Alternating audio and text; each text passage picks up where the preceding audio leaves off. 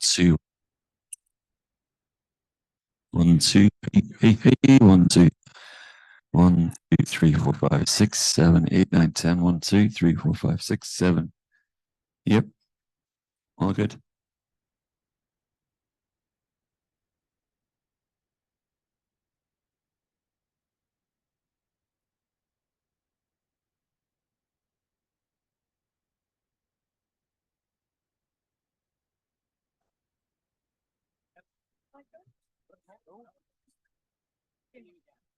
Good to see you. Very good, thanks. Sarah, do you?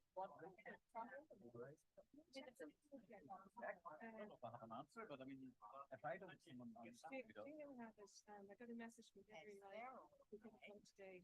She's my boss saying, Tina said, can you just review? And she says that we want you to apply. I just wanted to check my wording with you. Is that what you read?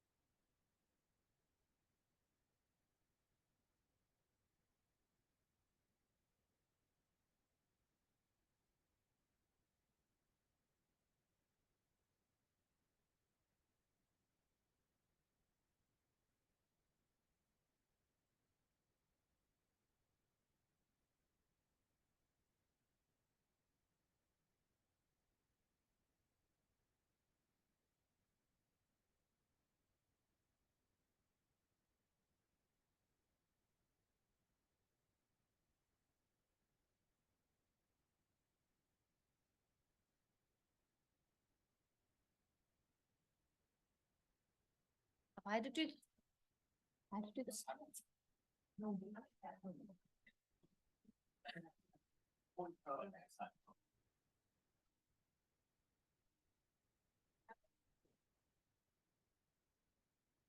Good morning, everybody. I believe we're ready to go now. You're all very, very welcome to those that have joined us today in the room, and especially given the strikes that were announced, which definitely did play a bit of havoc with the roads this morning.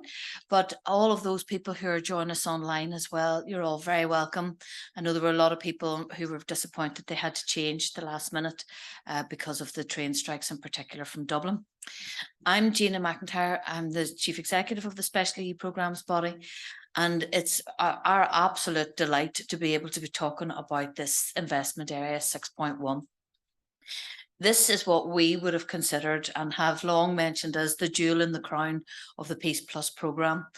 Because although there has been much collaboration for many, many years before the Good Friday Belfast Agreement, and indeed following it, and especially with the North-South Ministerial Council and all the North-South bodies, including ourselves, that were established within that in the areas of cooperation, we still have faced many challenges.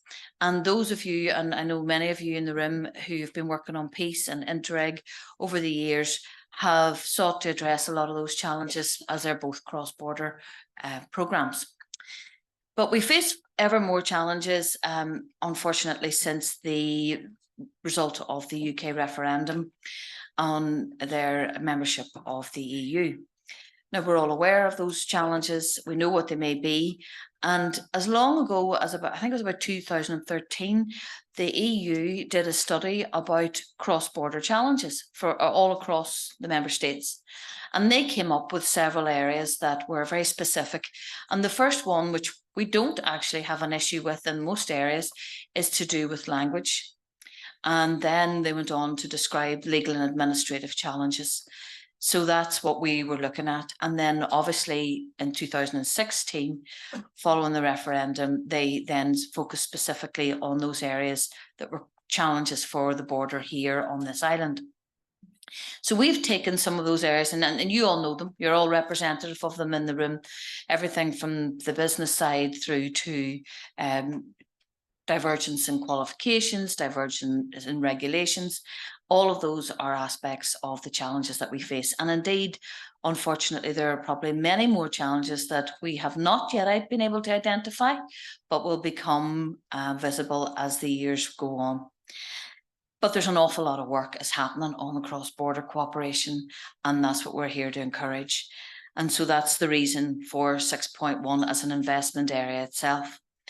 And working together, obviously, we can do so much more than we can do when we're working separately. And so this theme, this investment area in 6.1 is specifically to fund and support administrations and organisations at a national level, a regional level. But we also have 6.2, which is very much focused then on people-to-people cross-border cooperation, you know, establishing new relationships, strengthening links. And again, we're looking forward to that one rolling out, which will be in the new year. So the reason for today then is to give you a bit of an information session on 6.1, because it's been kind of, everybody knew what all of the other investment areas were doing. They're all very familiar between the children and young people and the capital buildings and the local action plans, and everything was kind of very similar in a lot of ways, although we have tried to make them new and innovative.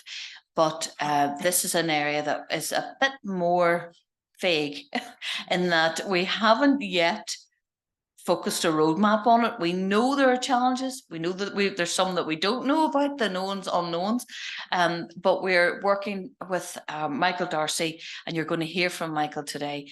We've engaged Michael to actually try to develop a roadmap for us so that we can, all the calls, it won't all just be one big amount of money that goes out. We'll focus the calls and we'll work through what's required and how we can best address them to give everybody the area that they might be interested in applying for. But Michael will give us all the details later on.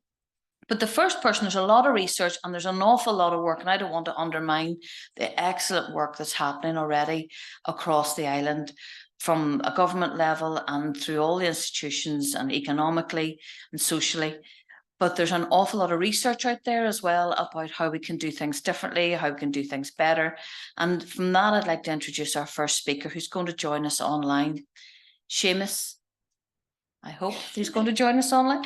Seamus McGuinness, who is the research professor and the research area coordinator for labour market research at the Economic and Social Research Institute. Thank you, Gina. I'm just going to share my presentation here, hopefully. Okay. Thank you, Seamus. So hopefully you can all see that. Yes. Okay, that's great. Look, first of all, thanks very much for giving me the opportunity to speak today. What I'm going to do is give a brief overview of the current state of research, or what we know about societies and economies on both sides of the border, how they compare and how they differ. It's fair to say that the comparative North-South research has been very, very limited until very recently. That's changed due to a number of factors. Firstly, there was the establishment of the ARENS initiative, that's Analysing and Researching Ireland North and South. This was a joint initiative. This is a joint initiative by the Royal Irish Academy and the Keough School of Irish Studies in the University of Notre Dame. And they have encouraged and published scores of papers now on North-South issues, and they're all available online. The second sort of major development was the establishment of the Shared Island Unit in the Department of Taoiseach. And the Shared Island Unit have entered into arrangements, research program arrangements with both ourselves, the ESRI and NESC, and a lot of work has been carried out now, and I'm going to talk a little bit about that very briefly. And I guess really there has been a huge shift in emphasis of North-South comparative work really since 2016 and the event of Brexit, and also because of some quite obvious political shifts that have been taking place on both sides of the border. But I'm going to focus primarily on talking about the research that's been done under the Shared Island Research Programme between the Department of Taoiseach and the SRI. So to date, we have undertaken quite a range of studies on living standards, cross-border trade, foreign direct investment, healthcare, education, productivity. More recently, there have been publications on student mobility. And just this week, we released a paper on political and social attitudes. And there's also other work going on by ourselves, for instance, funded by other departments. I'm currently involved in a North-South study on differences in inactivity levels. That's funded by IBAC. And another one on cross-border workers that's funded by the Department of Finance. And there's another study of cross-border workers that we're also involved in that involves people like Maureen O'Reilly in the Centre for Cross-Border Studies. So there is quite a bit of work going on. So I'm just going to run you through some of the I suppose standout studies that have been undertaken by the SRI in the last couple of years on North-South issues. So the first one I'm going to talk about is our study on the comparison of education and training systems North and South. And this led to a couple of surprising, a lot of surprising findings actually, because there was a perception out there historically that the education system in Northern Ireland was probably superior to that of the Republic. What we found there was that levels of education attainment in the North, and there's a much higher proportion of population possessing lower levels of schooling in Northern Ireland compared to the Republic. And there's big gaps, particularly in the post-secondary sector, further education. That's much lower in terms of educational attainment in Northern Ireland compared to the Republic. So if you take the upper end of the spectrum, the two highest levels of qualification, post-secondary education and third level education, and focus on young people, in the Republic, about 60% of young people gain one of two of those qualifications. In Northern Ireland, that's 40%. Then if you look at the other end of the spectrum and educational failure, and the most, I suppose, reliable measure of educational failure is early school leaving. And when you look at that end of the spectrum, early school leaving, depending on how you measure it, is 2 to 3 times higher in Northern Ireland compared to the Republic of Ireland. When we look across the educational spectrum, not just for graduates, but for people with secondary education, lower, upper secondary, post-secondary, we find the wage gap, consistent wage gap of about 40% in favour of people with qualifications in the Republic of Ireland. And that's accounting for, obviously, exchange rates and differences in pricing. One thing that came through very strongly within our study was that social class is a much stronger predictor of educational failure in Northern Ireland than it is in the Republic of Ireland. Young children in Northern Ireland are less likely to either match or exceed the educational levels of their parents compared to young people in the Republic. And the research also involved a high level of consultation. We just didn't work with data. And it was very clear to us when we spoke to people that experts felt and that academic selection was a major factor for the lack of social progression within the educational system in Northern Ireland. In the Republic, the DAESH programme was found to be very successful in combating the impacts of social inclusion and inequalities within the educational system, and particularly by keeping children from low-income households within the educational system and to prevent them falling out. Also, it's important to note another feature of that when we looked also at the level of cooperation between educationalists on both sides of the border. It was very, very limited and extremely ad hoc.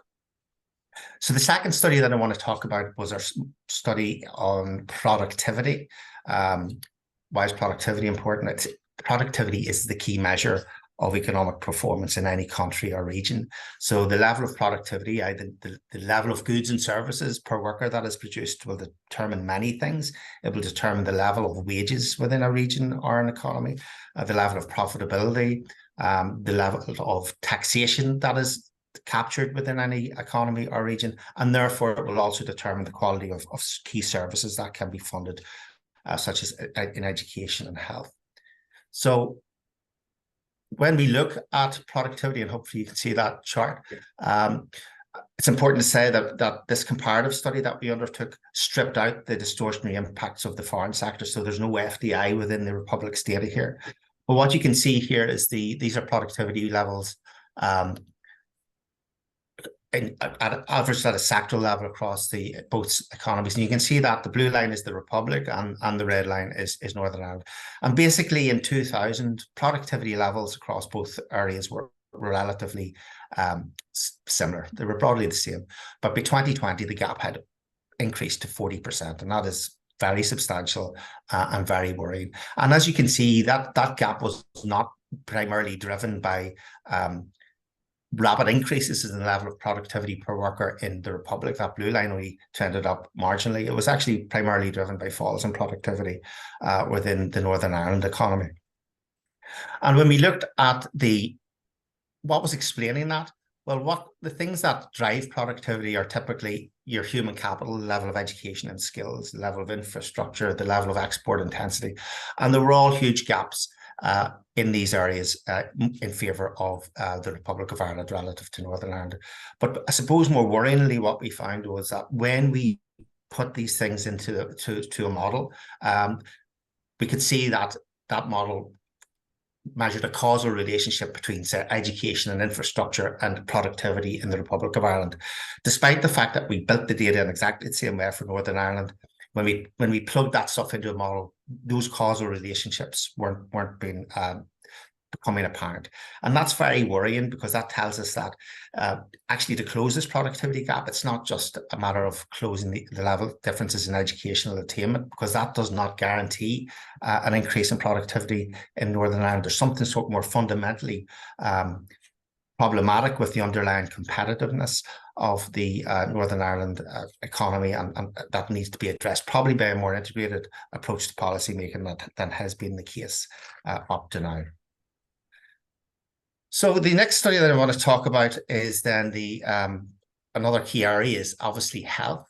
And we did undertake a report on primary health care and published that probably 18 months ago. I must say that one of the issues that arose here was actually the difficulty in getting comparable statistics across both regions and both jurisdictions was really problematic.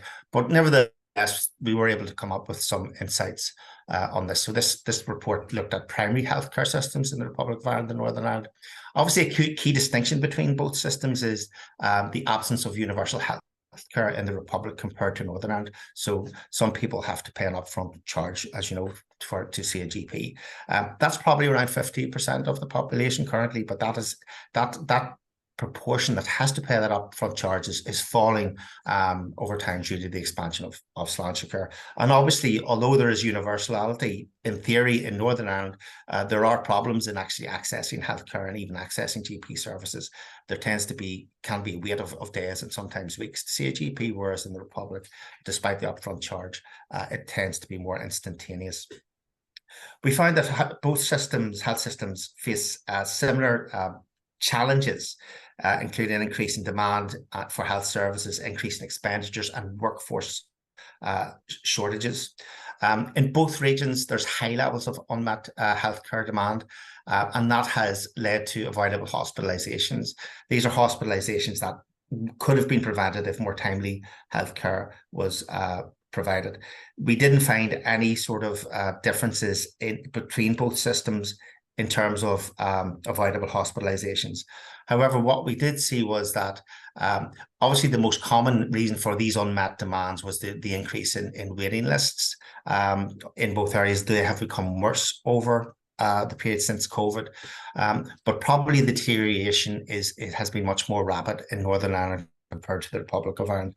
So between 2017 and 2021, for instance, for day and inpatient services, the proportion on waiting lists for more than 1 year has increased from 12 to 20% in the Republic of Ireland, but that's increased from 20 to 60% in Northern Ireland. And we have seen waiting lists deteriorate more in Northern Ireland compared to the Republic, but also compared to other regions of the UK. It's important to note that there are effectively 4 NHSs in Northern Ireland, Scotland, Wales, and England, and the waiting lists in Northern Ireland are much, much higher than in any other UK region. So finally, in terms of these sort of economic and educational aspects and human capital development aspects, one way of looking at how all of these differences feed through to people's welfare levels is to look at life expectancy at birth, because generally speaking, this will incorporate changes in education, in living standards, and health services. And what we see when we plot this life expectancy at birth over time, so Ireland is the blue line there, the Northern Ireland is the green line, and the UK average is the red line. We saw it was probably similar to what we were seeing in the productivity story, which lines up, is that they were broadly similar, and in fact, Northern Ireland lay above the Republic in terms of life expectancy at birth at the beginning of the millennium. What we've seen has life expectancy at birth has increased everywhere, but much more rapidly in the Republic compared to Northern Ireland. So by 2018, which is the most recent data that we have, a child born in the Republic of Ireland could expect to live just approximately 1.5 years longer than a child born in Northern Ireland. There are also differences when we look at the life expectancy of, say, 65-year-olds now in both regions. So that's sort of encapsulating these other differences that we see occurring over time in both regions in terms of education, health, and living standards. So I'm going to talk a little bit about a couple of more recent studies that are relevant to your areas of interest, I would imagine. First is a study that was published on migrant integration very recently. The problem with migrant data, and it tends to be historical and lagged, so we're always looking at best a couple of years ago, so it's important to remember that. But in both jurisdictions, and this is consistent with work that I've done on this area with Alan Barrett, most migrant groups are highly skilled and more likely to hold third-level qualifications compared to the natives, and that's the case in Northern Ireland and the Republic of Ireland, but particularly in the Republic of Ireland. So you're getting that migrants tend to be much more highly educated, and that's despite the fact that education levels in the Republic tend to be higher than Northern Ireland. In terms of integration, a good measure of integration is the proportion of migrants who become citizens of the respective country. And what we saw is that in the Republic of Ireland, 35% of migrants are Irish citizens, and that compares to 17% of those in Northern Ireland who have become either UK or British citizens. So it's that, as that metric of integration, there's a substantial difference there. Migrants in both jurisdictions have much higher employment rates than natives, as we call them, particularly among EU migrants. In 2017-2018, attitudes to migrants were more favourable in the Republic of Ireland than in Northern Ireland across a large range of outcomes measures. But obviously, that situation may have altered somewhat since. So the final study that I'm going to talk about was actually published last Monday on social and political attitudes and differences across both regions. Again, bear in mind that we tend to have to work with historical data here, so things may have changed. But the research does give important insights into differences in the landscape. So in Northern Ireland, the research found that there was a general rise in satisfaction and democracy since 1998, obviously the signing of the Good Friday Agreement. But there has been a decline since 2016, which is obviously the Brexit referendum. And that decline has been in political trust, media trust, and especially optimism for the future. And those declines have been trending down since that period, but there has been an escalation or a rise in the downward trend between 2016 and 2018. And that's the last data that we have on that. And obviously, Brexit has to be an obvious explanation for that. In the Republic, with the onset of the Great Crash in 2007 and 2008, satisfaction with democracy, political trust, media trust, trust in other people, and optimism all declined, while support for reducing income inequality increases. However, if we look at the start of the period where we had data and the end of the period, Ireland started and finished the period with some of the most positive social and political attitudes in Western Europe. However, since 2019, attitudes in Ireland have become somewhat less positive. So looking at the differences in social attitudes and political attitudes and optimism between groups, in the past 20 years, we have seen an emergence of a widening in gaps in social and political attitudes between more and less educated groups in both jurisdictions, where obviously optimism tends to be higher amongst the more educated groups and lower amongst those with lower levels of education. In terms of generations, in Northern Ireland, older generations have tended to hold more positive social and political attitudes than younger generations. In the Republic, that is also true, but the gap between aspirations across generations tends to be smaller and more stable. There is some evidence that in the Republic since 2019 and in Northern Ireland since 2016, younger generations report lower media trust than older generations. And that's particularly evident for young people born after 1990, whose media trust has seen a rapid decline in more recent years in both jurisdictions. So just to sum up then, in terms of generally where we are in terms of the research landscape, we are beginning to know a lot more about how key aspects of the economy and society function and occur on both sides of the border. But we've only really started this work in the last 5 years, and substantial barriers do exist in terms of expanding our knowledge further. And as I said, when we looked at particularly health, but across other areas, there is a lack of consistent data, and that's being hampered further by the cuts that have come in, particularly in Northern Ireland, to NISRA, and that's going to make this work even more difficult going forward. There is a need for a more programmatic approach to the topic studied, both in the past and going forward. It has been somewhat ad hoc in terms of what has been looked at and when it has been looked at, and there has been a lack of coordination between these different aspects and institutions and initiatives that have been funding the research. And there's a need for really the research that we think going forward to focus on where mutual cooperations would generate the greatest benefits to exists. And that's what we have been doing. But the research shouldn't stop there. There's a need really to prioritize the areas where deficiencies can be readily addressed, and to identify the most effective policy interventions that can lead themselves to mutual cooperation and mutual benefit for people in both jurisdictions. So that is the end of my presentation. Seamus, thank you very much. That was fascinating, if not a little bit depressing for those of us who are based in Northern Ireland. It's very interesting actually that a lot of the work we did in the preparation for PEACEPLUS, we began with a socioeconomic study of the region in Northern Ireland and the 6 border counties back in 2019. And unfortunately, a lot of the areas that were identified there are in our PEACEPLUS programme, and the reason is because they were identified as issues of concern. And so we do support children and young people to try, and particularly those in most disadvantaged areas, to try to increase their life opportunities. We are looking at skills development again for young people, cross-border healthcare, and all of those areas that you were talking about. We identified them, but it's sad to see that they're getting much worse. And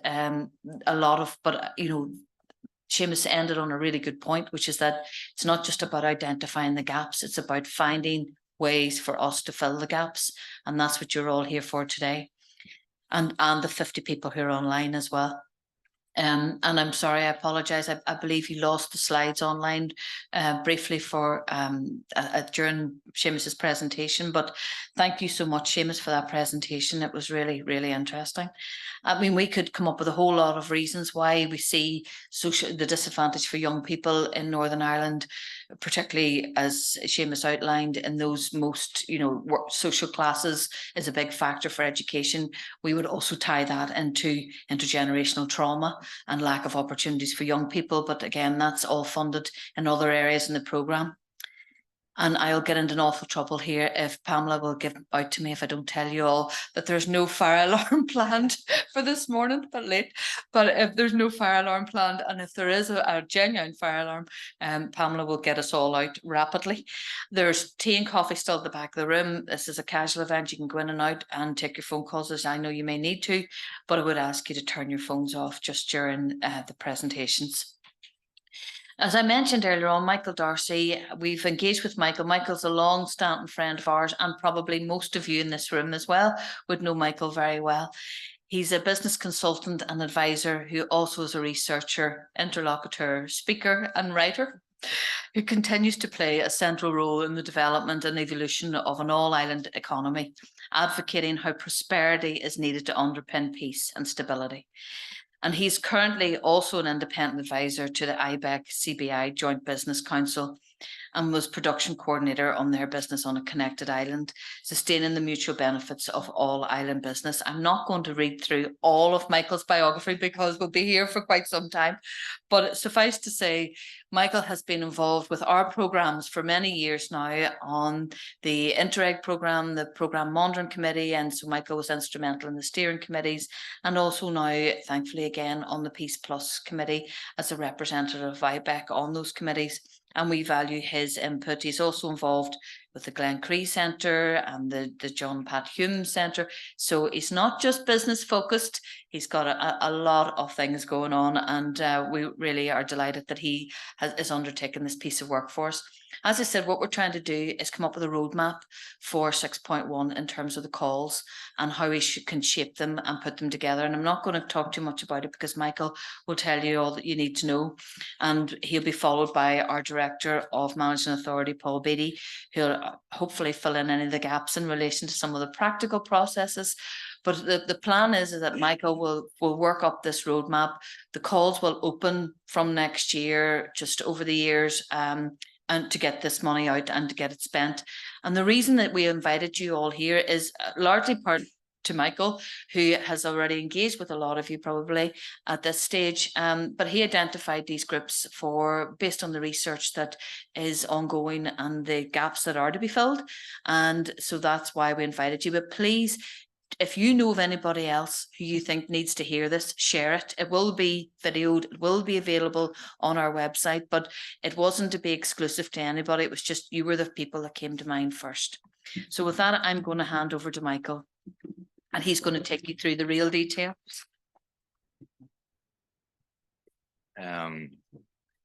Thank you, Gina, and good morning to everybody here in the room and online. I better just add one more to your list, since Anthony is at the back, and that's my Senior Research Associate with the Centre for Cross-Border Studies. But one of the reasons I actually picked that out also is, I suppose, a bit of a challenge for you all. In two respects. One is for anyone who hasn't been involved in cross-border research, and that's the essence of 1A 6.1.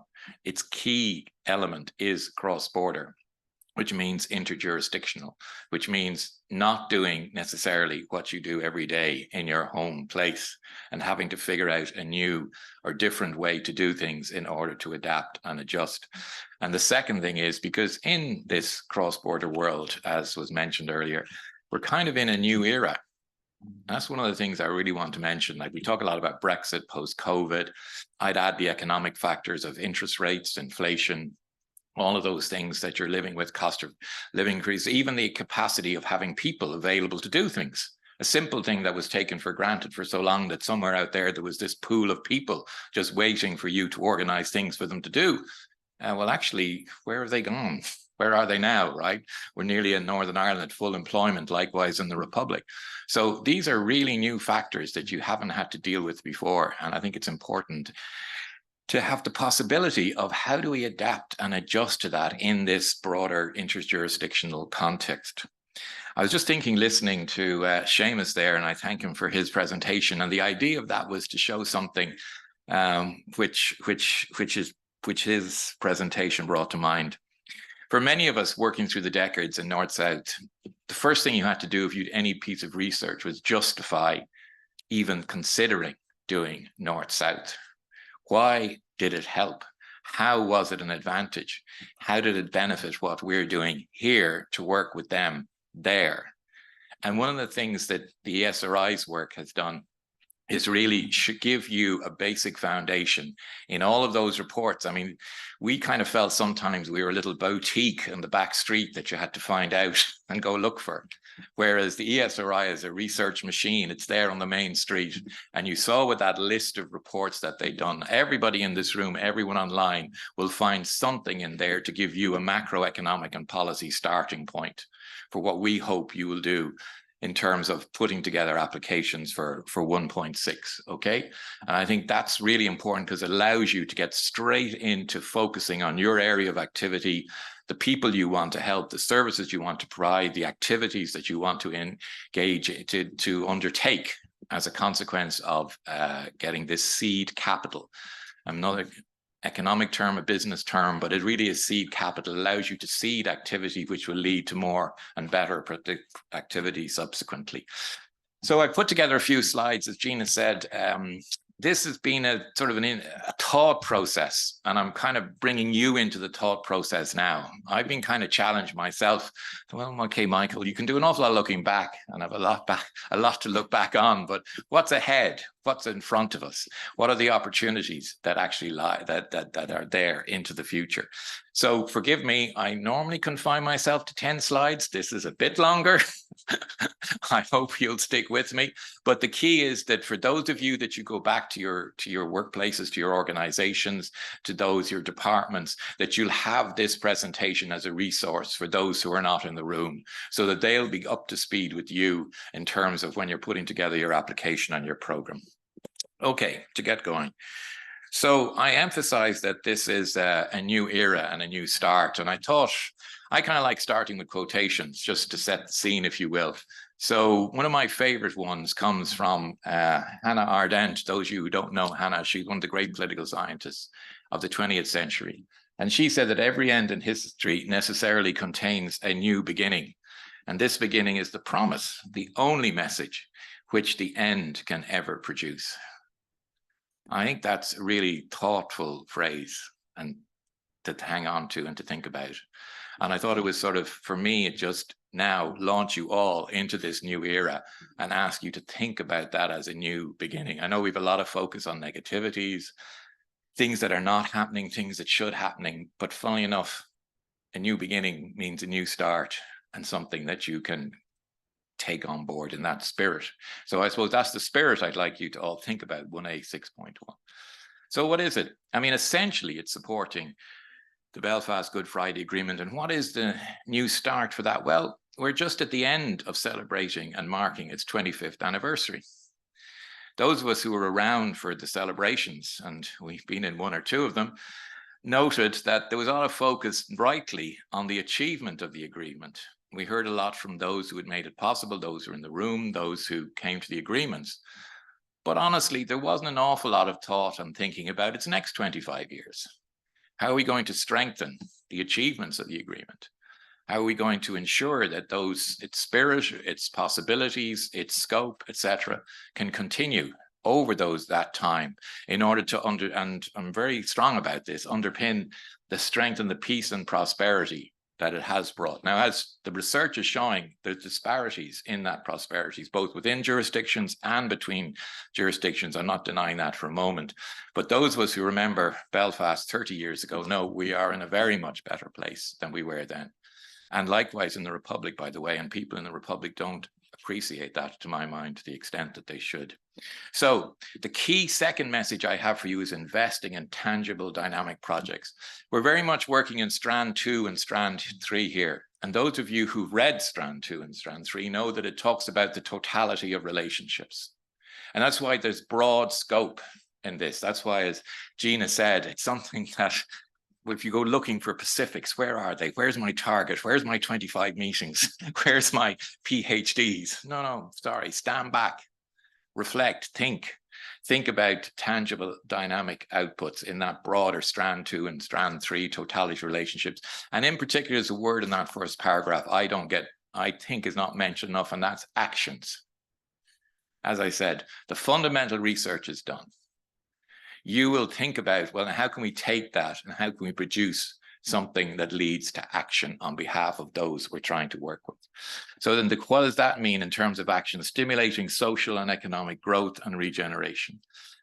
And that means growth in the broadest sense. It's growth and well-being. It's not just the hardcore, how many new jobs. So it's interesting for me, where so much of my life, it was about jobs. No one mentions that nowadays. Hopefully that will continue to be the case, that we don't need to talk about people who don't have jobs and don't have a capacity to earn a living. And also regeneration, which is very important again in this new era. Regenerate the spirit of positivity that was there in the early days of the agreement, I think is something that's really important to think about. And all of you in this room and listening online, I think, can play a key role in that regard. Social inclusion and social economic marginalized. Clearly, recent weeks, particularly in the Republic, have reminded us the A factor, alienation, as well as potentially racism, sectarianism. All these issues are out there. All of them are in the current economic stresses that are coming on our society, and the stresses on state capacity, which you're all aware of, both as providers and as also users of state services. You're all very conscious of that stress on provision. And I think we can see the knock-on consequences in wider society. All of that to me feeds back to the aims and objectives of the agreement, which is to underpin our societies with stability. And all of this feeds back to the fact that this program is about the interjurisdictional dimension, the cross-border dimension on this island, between these islands, and potentially beyond. The context, a new era always needs new thinking. And that's not easy. We think it's easy, but it's not. It means thinking hard, being honest, being objective, being frank with each other, as well as with yourselves. Lasting and tangible solutions. I read years ago a speechwriter saying that if you want to get a message across, make sure to mention it lots of times. Don't be afraid. You'll hear a lot about tangible solutions in this presentation. Okay. Need to be devised and developed. They're not necessarily there on the shelf.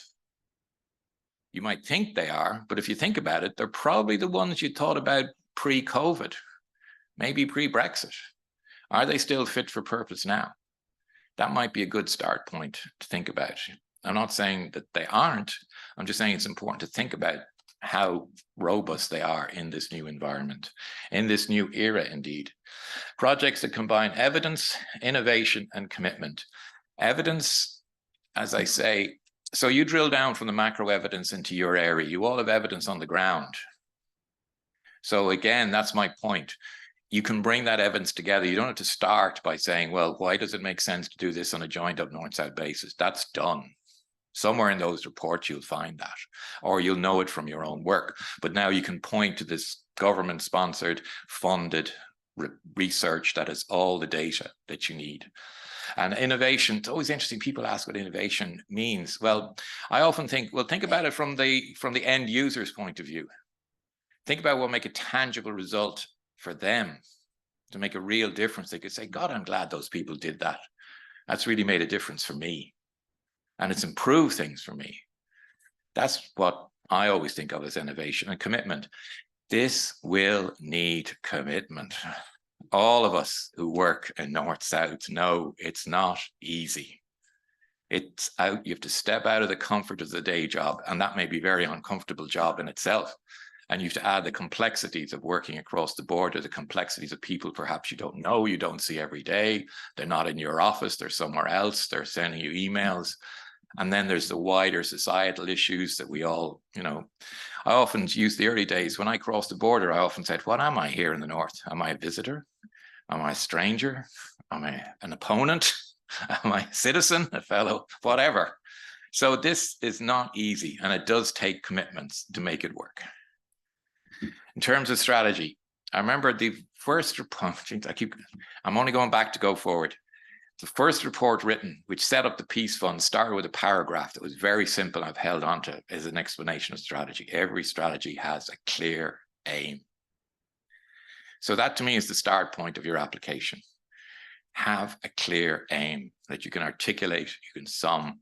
I won't use the old business cliche about the elevator pitch, particularly not given you all had so much difficulty apparently getting to the 12th floor today. But I think it's really important as a clear aim. How can that be contextualized? Build and embed partnership and collaboration. Build and embed. Embed, I think, is a key word. How do we sustain the next 25 years? Embed, embed, embed. Strategic planning and engagement program.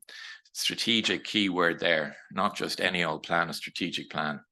And I think it's important, and I hope we achieve that today online and here. Strategic means the people who know and decide strategy need to be involved in this, need to be part of the design and development and implementation.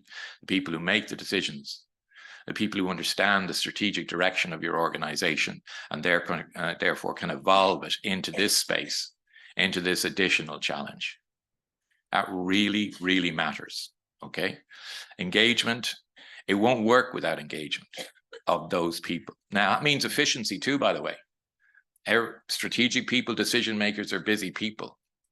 So there's no beating around the bush here. This needs to be very hard-boiled. It needs to be efficient, and it needs to focus on effectiveness right from the start. And it needs to be evidently beneficial to have the attention. You know, many of you in the room are those people. You have a lot of other demands on your time. We all have demands on our time. So it's really important that these projects are developed on that basis. Support a better cooperation governance. Better, not being overly ambitious. We're not looking, never let the best be the enemy of the good. Incremental steps, incremental improvement. Cooperation, keyword, really cooperation. Governance. I want to say something about governance. Governance, people think governance means the government. But all of you know in today's world, governance means a lot more. You all have to comply with governance procedures that are either determined by your organizations, determined by your sector, determined by some body, third-party body. So one of the key things in this, or opportunities, is to drill into that kind of governance.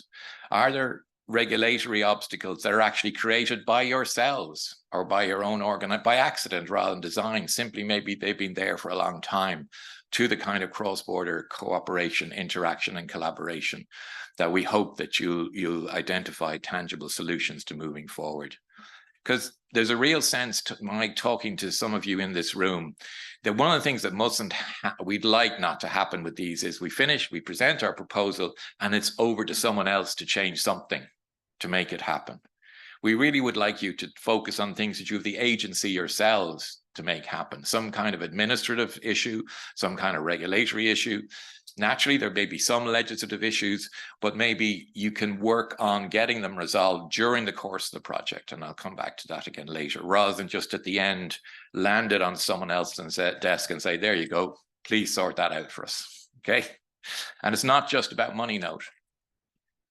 Not just about money. It's also about how you do things, how things are done and get done. In terms of operational guidelines, again, this is very much repeat. Strategic or cross-border strategic engagement and planning, better cross-border cooperation in government, implement by engagement with strategic stakeholders. Strategic stakeholders, so for example there, go back to my point about a legislative change, maybe by engaging a department as part of your project, rather than waiting until the end and going to them, or the person responsible in the department, or the person responsible, the regulator. Bring them along in your conversation or in your project. They don't necessarily have to contribute a lot, but by being part of it, they could also understand better the solution that you're seeking, and afterwards, therefore, hopefully be able to make, be your partner in making it happen. And also targeting North-South cooperation relevant sectors, rather relevant sectors. Again, if you look at the totality of relationships, everything and everybody's a relative sector. On the other hand, the program can't do everything. So we'll identify a few. The other thing I should mention at this point maybe is, again, you're not starting from scratch, which we would have been 25 years ago. You have the work of the North-South Ministerial Council, Deirdre, here today, been very supportive. You have the work of the cross-border bodies, Intertrade Ireland, SEUPB, Waterways Ireland, Forest Gael. I'm in trouble now if I don't do the full list. Say good. You all know who you are. And then there's the cross-border bodies like Pamela there, the East Coast, Northwest Group. There's a whole load of people who already do these things. So I'm not saying for a moment that the field, it's a very full field, but it's how do all of you who've been doing this to date build on from here in this new era, and how those who haven't been doing it are not daunted, because that's another thing. Sometimes people can be daunted when they come into this space, and us veterans can perhaps, oh God, you think it's easy? Wait till you find out.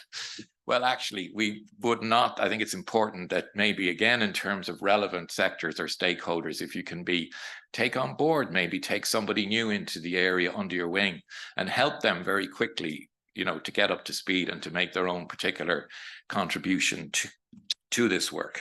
Okay. Investment guidelines. There's 32 million, not a small amount of money. And not a huge amount of money in today's world. In the Republic, we only talk about billions, I notice nowadays. It's not worthwhile unless there's a budget of $1 billion. So enabling joint development. Joint is a key word. Joint, not joined up, joint. It really seriously must be joint. I'd be careful here, but I noted in my time with Interreg 5A that projects would come forward. There was a project team here, there was a project team there. Yes, there was a degree of commonality between their research, but they really trundled along as separate entities with a bit of linkage in the middle.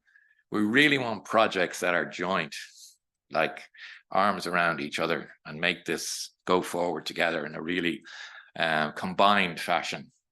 Management strategies. Management is a word I note we don't hear often enough in my view. Management is really tough. Those of you who do it know. And if there's a particular strategic challenge, it needs management. And again, this is why I hope decision makers, strategic people will take a very strong interest in this program and, get involved in terms of its management and managing then subsequently the strategies that it comes up with. Cooperation and capacity building. I know many of you will think of capacity building in terms of people on the ground, additional services. I would encourage you in this context to think of it as strategic thought,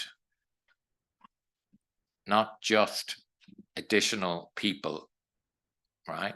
How do we have the strategic thinking that's going to underline the effectiveness of any additional resources that we may or may not need, or even improve and enhance the delivery of our existing resources. Okay, I think that's really, really important. And again, the identification of achievable solutions.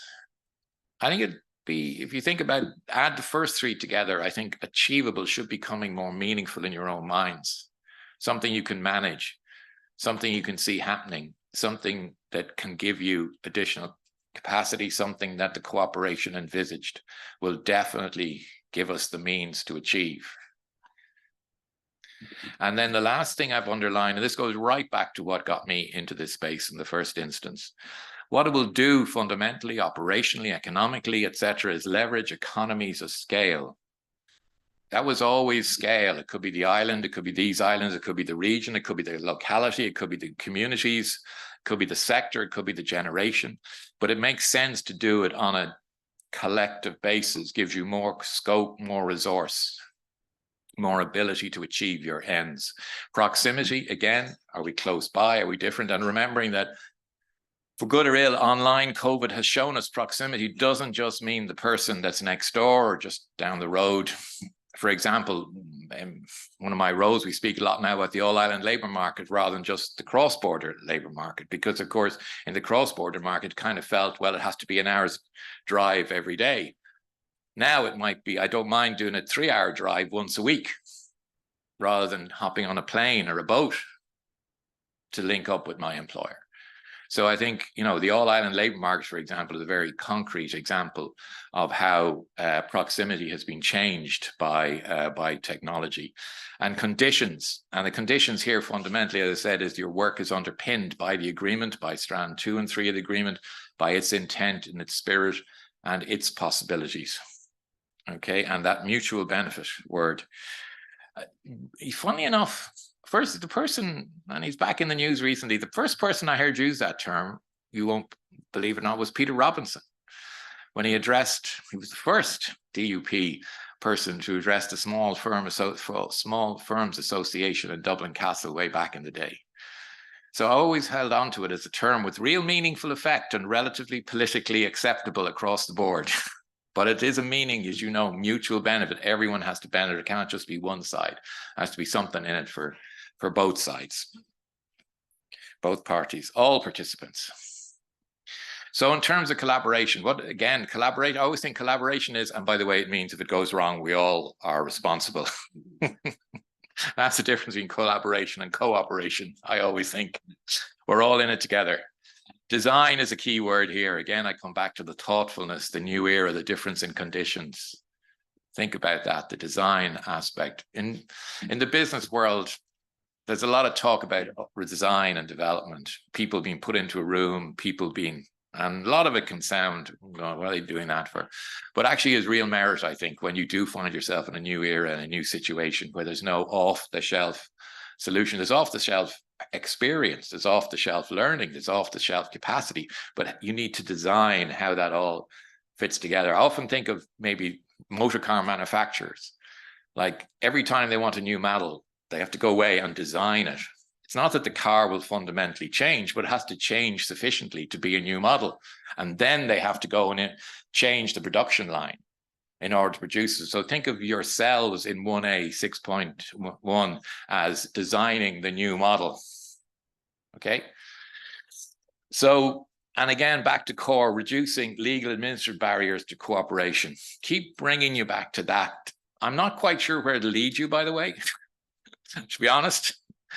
That's up to yourselves. That's the scope you have in this. And that's one of the key differences with some of the other themes in this program. You know, I suppose it's a question of more you finding than us leading. Okay. And maybe you'll find nothing. Maybe there's none.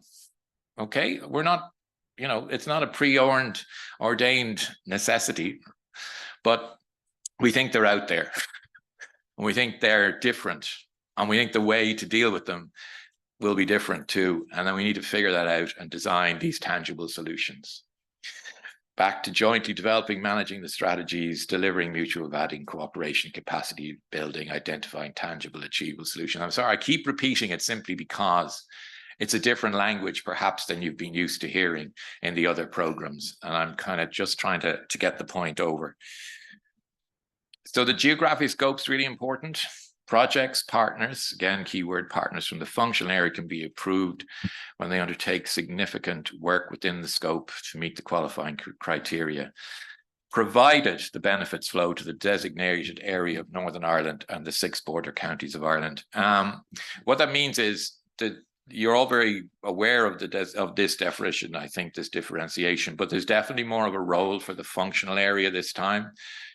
Not to discriminate against 6 southern border counties, but because there's an awful lot more potential beyond the rest of the island and in these islands. And I think for partners be outside the designating the Republic, I think it's really important to have the experience of getting involved in an all-island project. There isn't nearly enough experience in the Republic of getting involved in this arena in North-South cooperation.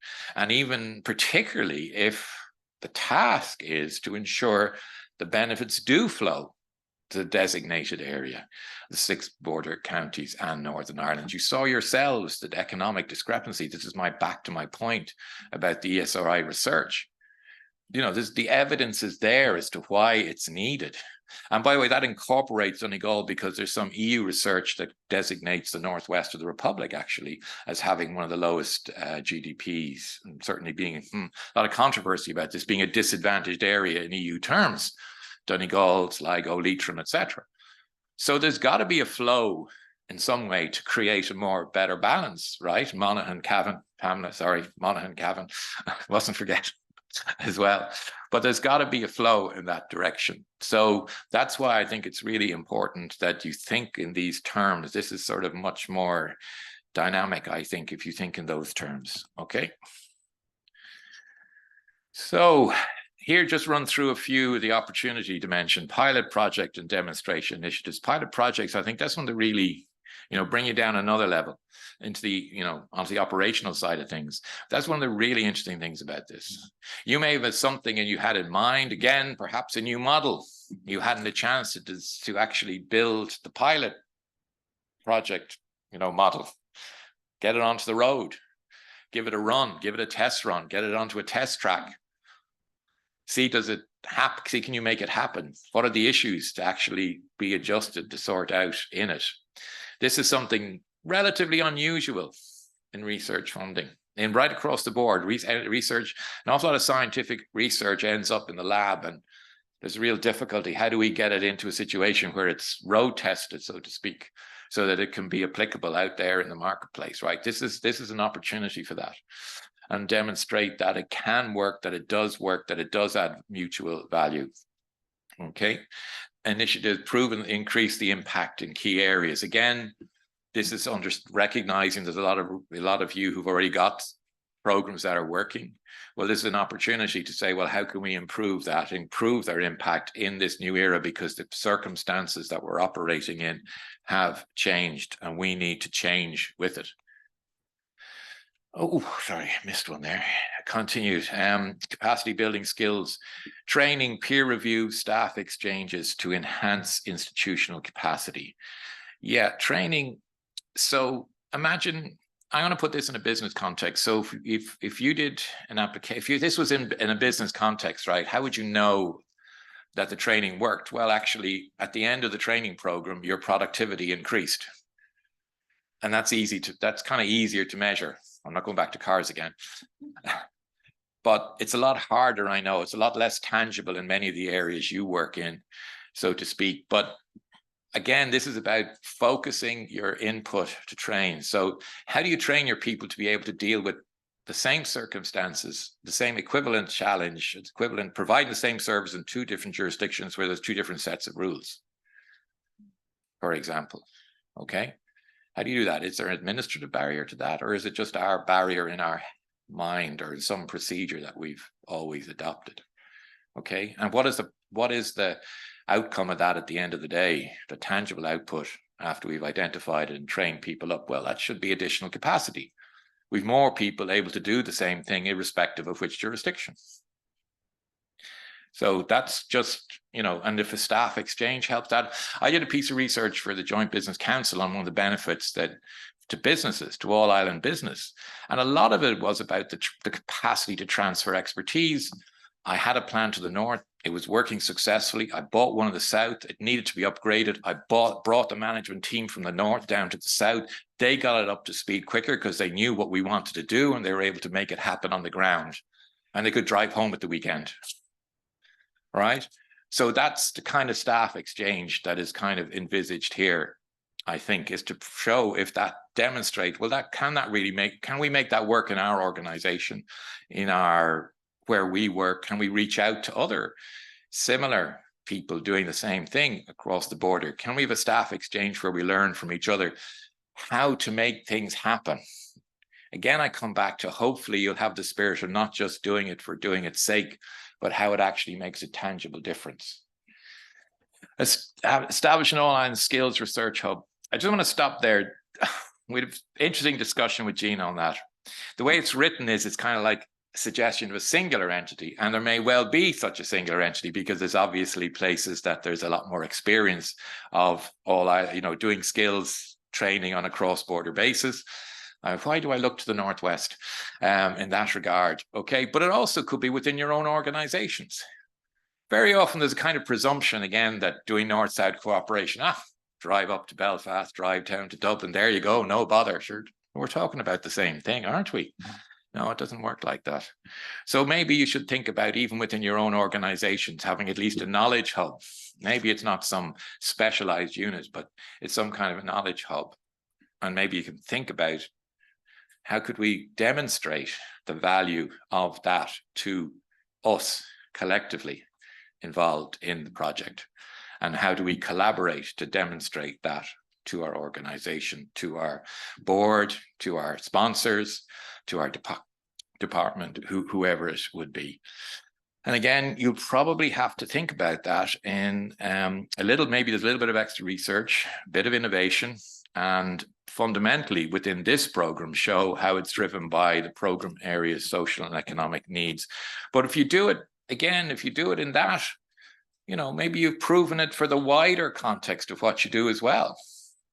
Okay, I mean, again, there's a thought that somehow North-South is special, that it's different. Well, very often it's just different because it's North-South, rather than it's different in terms of what you do.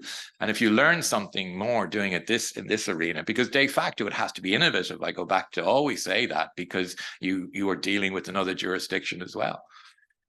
Okay.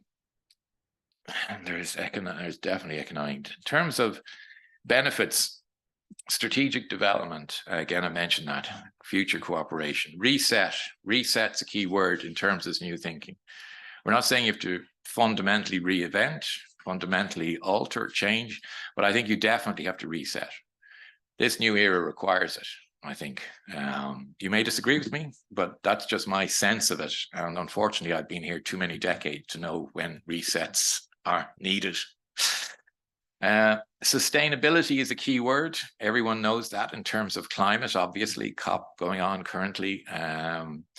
But sustainability also means sustainability of what you do and what you are doing. And, again, I tried not to mention funding, but it's inevitable. Everything has to be paid for. So that also has to come into this. And again, that goes back to my economies of scale. Maybe you find it's more sustainable doing it on a bigger, broader basis over time. A lot of specialities that we have proven worked in North-South, like the Autism Centre in Monaghan, like the heart, the National Children's Hospital whenever it's built, like cancer treatment in Daisy Hill. Like, there is real benefits of from joining up spatially. It's so evident in so many situations that there's a benefit of the service provision being on a joined up basis. And healthcare, we heard about it earlier. I mean, we keep thinking about that at the high level in terms of HSE, NHS, but we also know that in the private health, there's an awful, in the Republic, the private health sector is a really important player, frankly, and there's no gainsaying that. And there's an increasing turn to the private sector in the north. And my personal experience is that the private health on the island is quite joined up in the way it's provided at the moment. Anecdotal evidence, my brother-in-law is in the matter private, and the patient next door was from Belfast, and indeed his surgeon had come down to the matter to undertake the procedure. So there's no point, in, again, in this new era, ignoring new realities that have happened perhaps off the radar screen. Take them on board, bring them out there, put them on the table and say, are there ways that we can develop from there and strengthen things? I'm not arguing against public healthcare or universal healthcare or anything like that. I'm just using it as to highlight, you know, what's actually happening on the ground. Has meant in many ways that insufficient attention has been given to what's being done. I always believed there was more North-South economic interaction and trade than people said, but we weren't counting it until Brexit. And then it had to be counted. And whoa, lo and behold, there's 12 billion worth of cross-border trade. Anyone who drives the roads know this to be the case. Last night, I decided with the strikes and the frost, I'd come up yesterday, the number of yellow number plates passing me by. There was no fall off between Dundalk and Newry. Line of light, red lights in front of me and white lights behind me at 6 o'clock in the afternoon. Now, that's not just, you know, that's not in my imagination. That's real activity. It mightn't all be employment as in someone going to a job. It's real economic and social community activity that's happening. And it's there to be built on and there to be developed and there to be helped the people who are already doing it to actually enhance and improve what they're actually doing. Okay. Now, key obstacles. So here we get down to areas, some of them I've mentioned, labor market, the all-island labor market hindrances. Again, a lot hindrances can be, as I say, somehow in just how organizations work, how things are done, etc. Healthcare, I've mentioned. Connectivity, I'll come back to that. Tourism, I cannot figure out, despite the efforts of tremendous investment of all those monks in the Middle Ages to establish Armagh as the monastic capital of the island, that it's not in Ireland's ancient East. How the hell is that still happening? Someone might find out. I failed. But I use it simply, I'm not condemning everyone or criticizing, but I'm just showing just why can't we get past these find workarounds to these kind of things. Energy is a big one, let me tell you. I can share with you, there'll be a piece of research coming out next year, early next year, I hope, on all island energy futures. Currently, the energy conversation is happening in two silos, and yet all our lights in this room are sustained by the single electricity market. And we're going to put even more pressure on that market. As we all get EVs, we all change how our houses are heated, etc. And nobody is talking about it. No one's talking about it. Likewise, energy is going to contribute to meeting climate action targets. To the best of my knowledge, there is a capacity in the Northern Ireland legislation for civil servants in this jurisdiction to take account of targets in the South. There is no equivalent that I can find in the legislation in the South to take equivalent, to require taking attention to targets in the North. It's simply a fact. How will we meet the targets on this island if it's not done on a joined up basis? Issues related to legacy of the conflict. No need to dwell on that here. You're all very familiar with them. I'm going to stop myself saying a phrase that has been used by one person, launched a few years ago, and we often use, but they are it's in our society, and it's something that on both sides of the border, and it's something that must not be forgotten and must continue to be worked on. Challenges deriving from Brexit and COVID-19. The United Kingdom is out of the European Union, and Northern Ireland is not entirely out of the European Union, and that is it. Northern Ireland is part of an agreement between the United Kingdom and the EU, the protocol and the Windsor Framework, and it has a lot of elements to it apart from trade, which unfortunately has been lost sight of. There's various articles. We would not have a common travel area is underpinned by the protocol. So Articles 2 and 3. There's an article on North-South cooperation, Article 11, that mentions a number of these areas that nobody speaks about, and yet it's in there. Are we going to sustain the agreement if we don't continue to work on those areas of North-South cooperation? as allowed for in the protocol.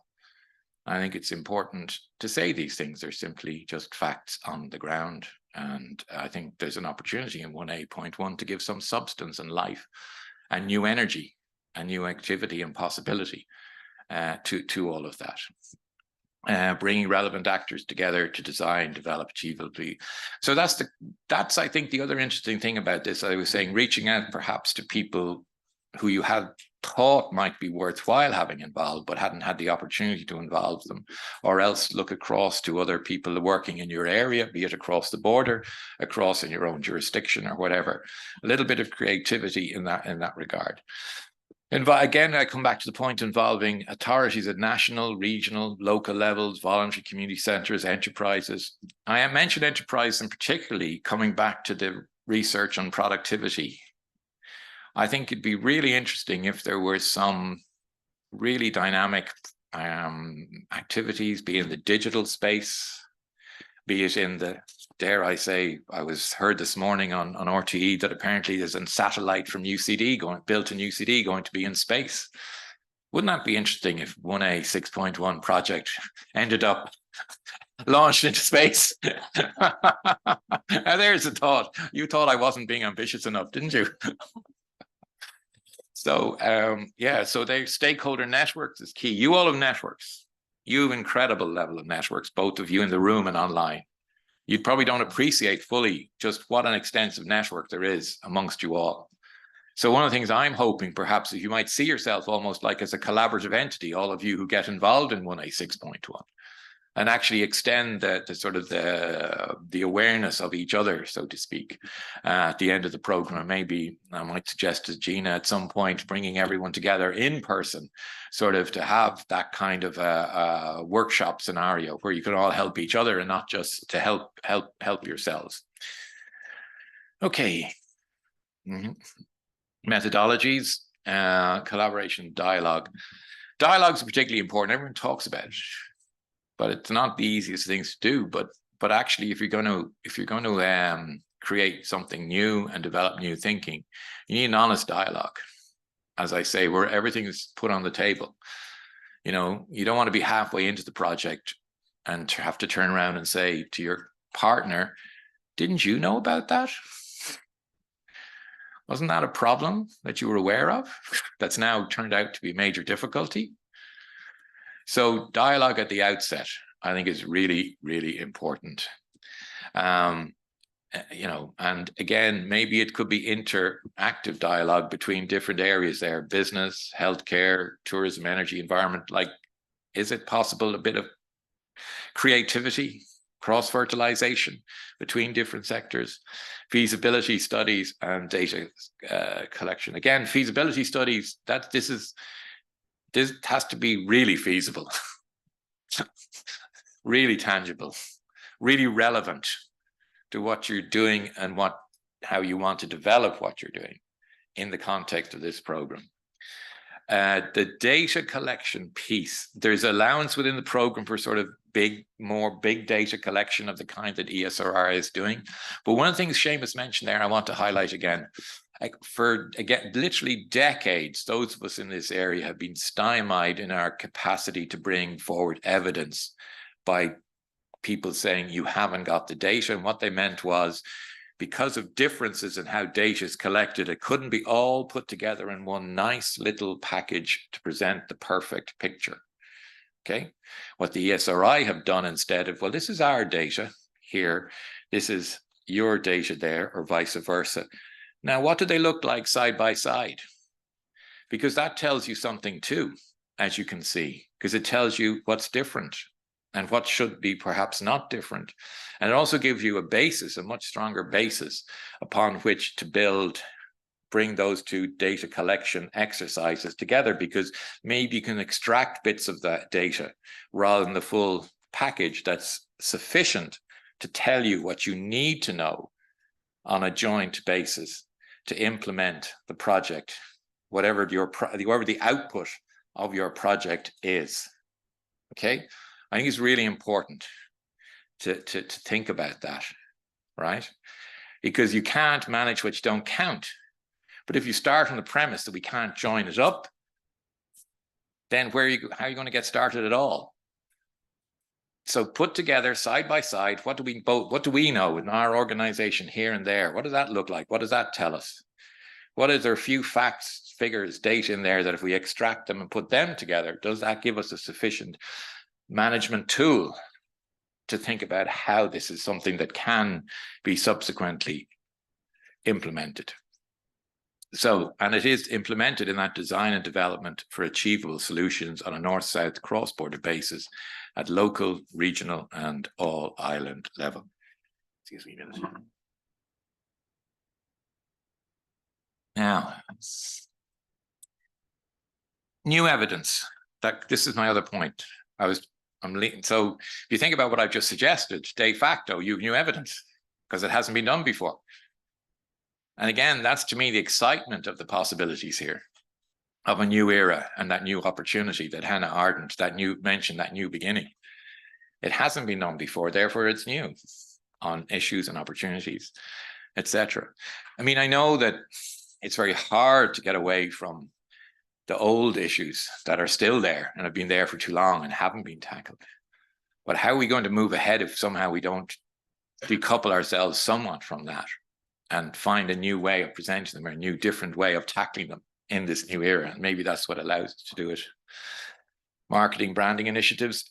So there's an interesting one, marketing, branding initiatives. So we have existing brands, the food island, right? I mean, the amount of food, like we export 7 times more than we produce on the island. That's a big contributor to the economic well-being of the island. It extends across the border. We heard a lot during the first phase of the protocol about the integrated supply chains for dairy business, etc. And by the way, dairy is not just about the milk on your doorstep.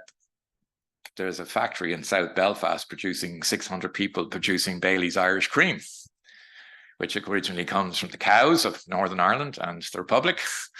So, and it ends up being sipped in Los Angeles amongst the film star elite.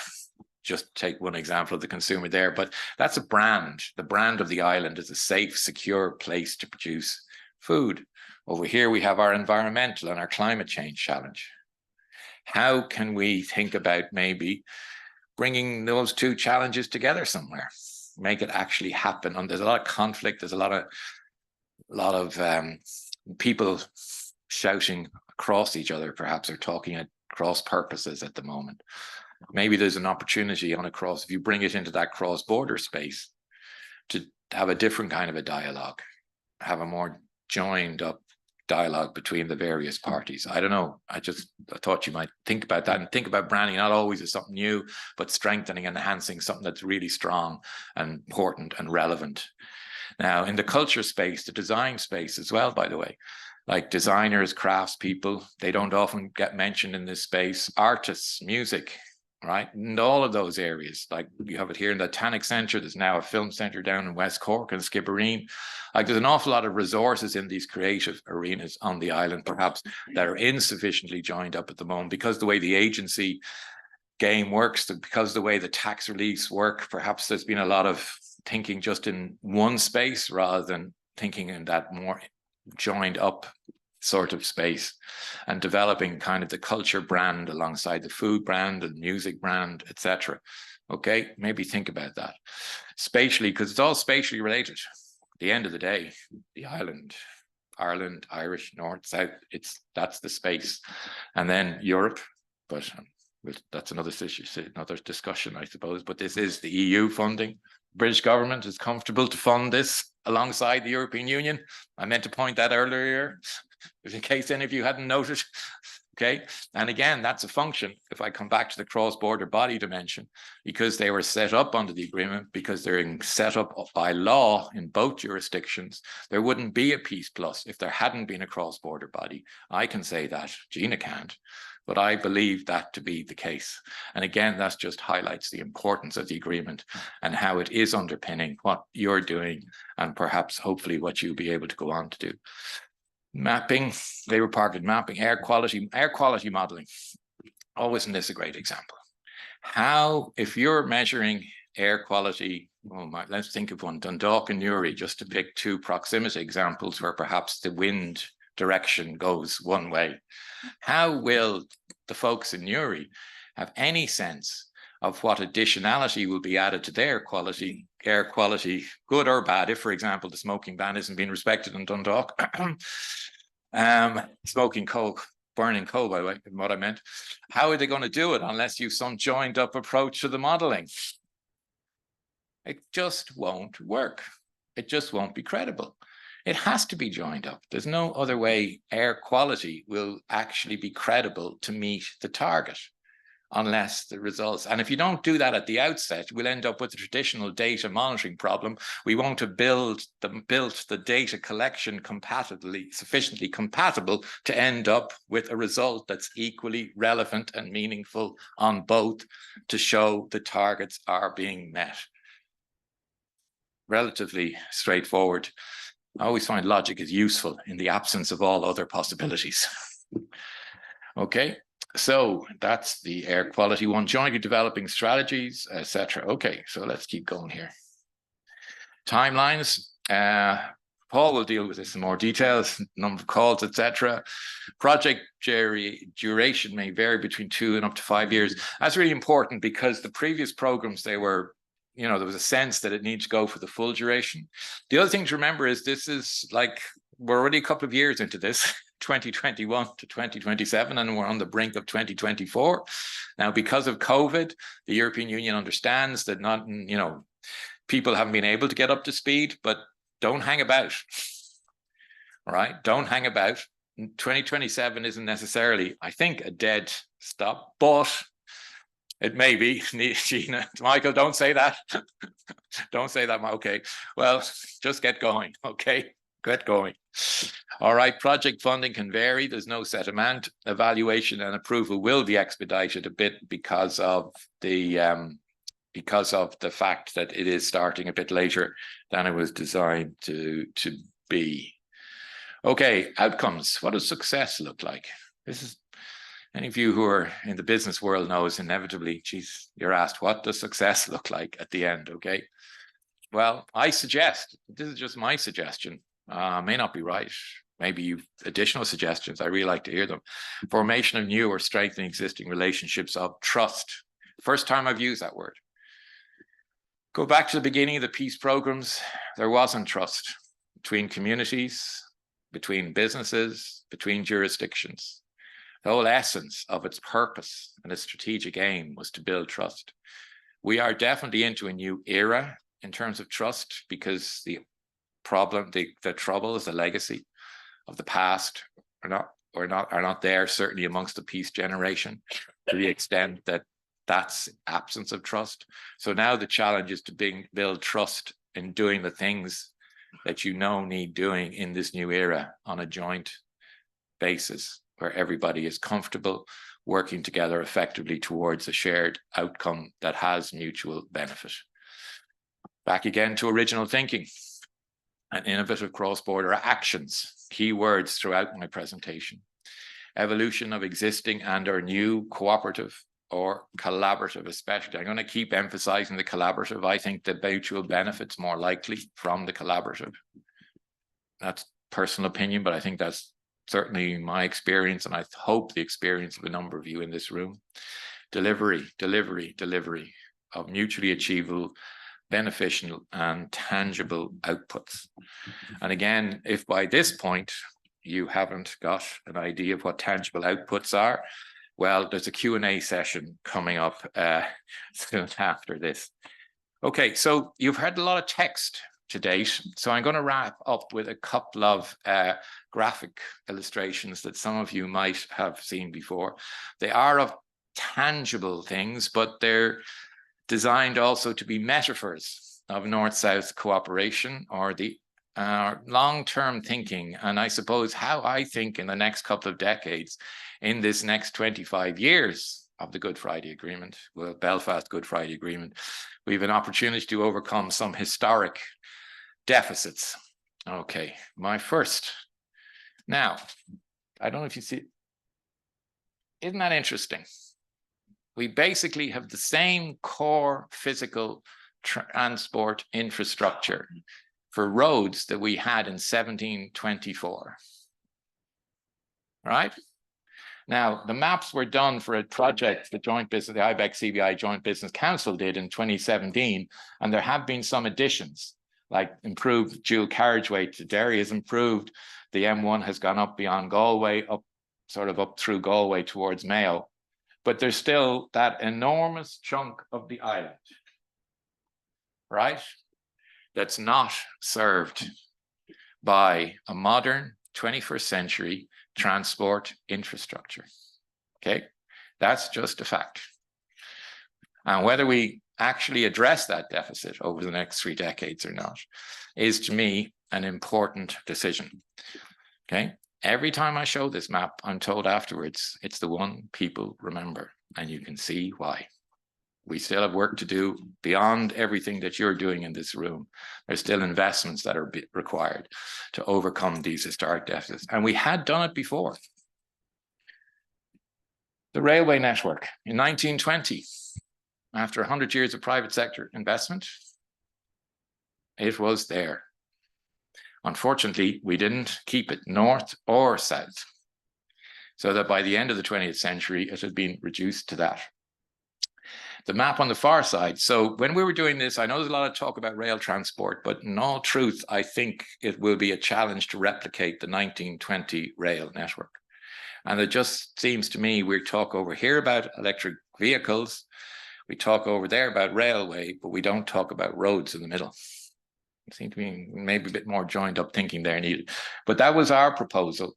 And I mean, as in the Joint Business Council, was the only way to replicate the 1920 joined up, comprehensive core transport for people and goods on the island of Ireland was that to do it in the form of that high grade motorway and dual carriageway. And what I particularly liked about that was what I call the sea ring from Derry or even Coleraine all the way to Waterford. So that in fact, you didn't just join up the western part of the island to the 2 capitals of Belfast and Dublin. You actually join the cities, the rest of the island cities, which are all along the coast, to each other in a different kind of a way. And after all, we have the Wild Atlantic Way, which has kind of done it psychologically in many ways, in a branding way. And then, I know there's a coastal route connected onto that as well. So I think that's one of the key, interesting challenges I hope to be around to see it successfully tackled, actually.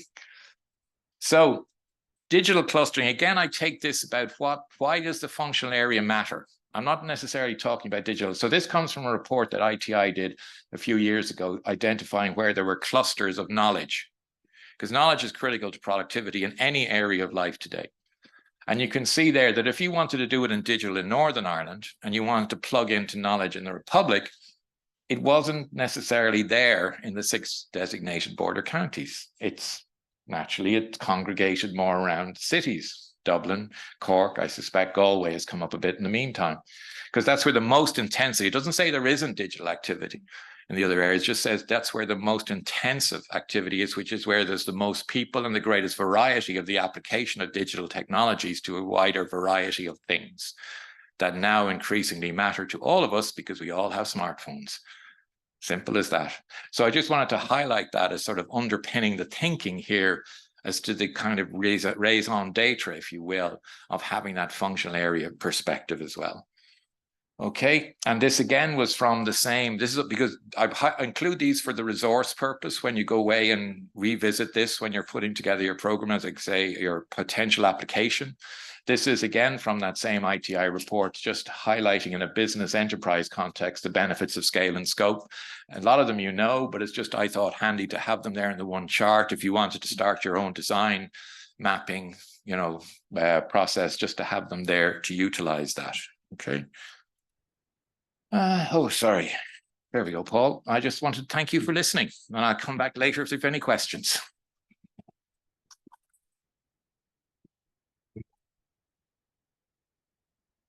Look at them all leaving now. Goodness sake, this is the entertaining part coming up. Mike, I'll give you your class.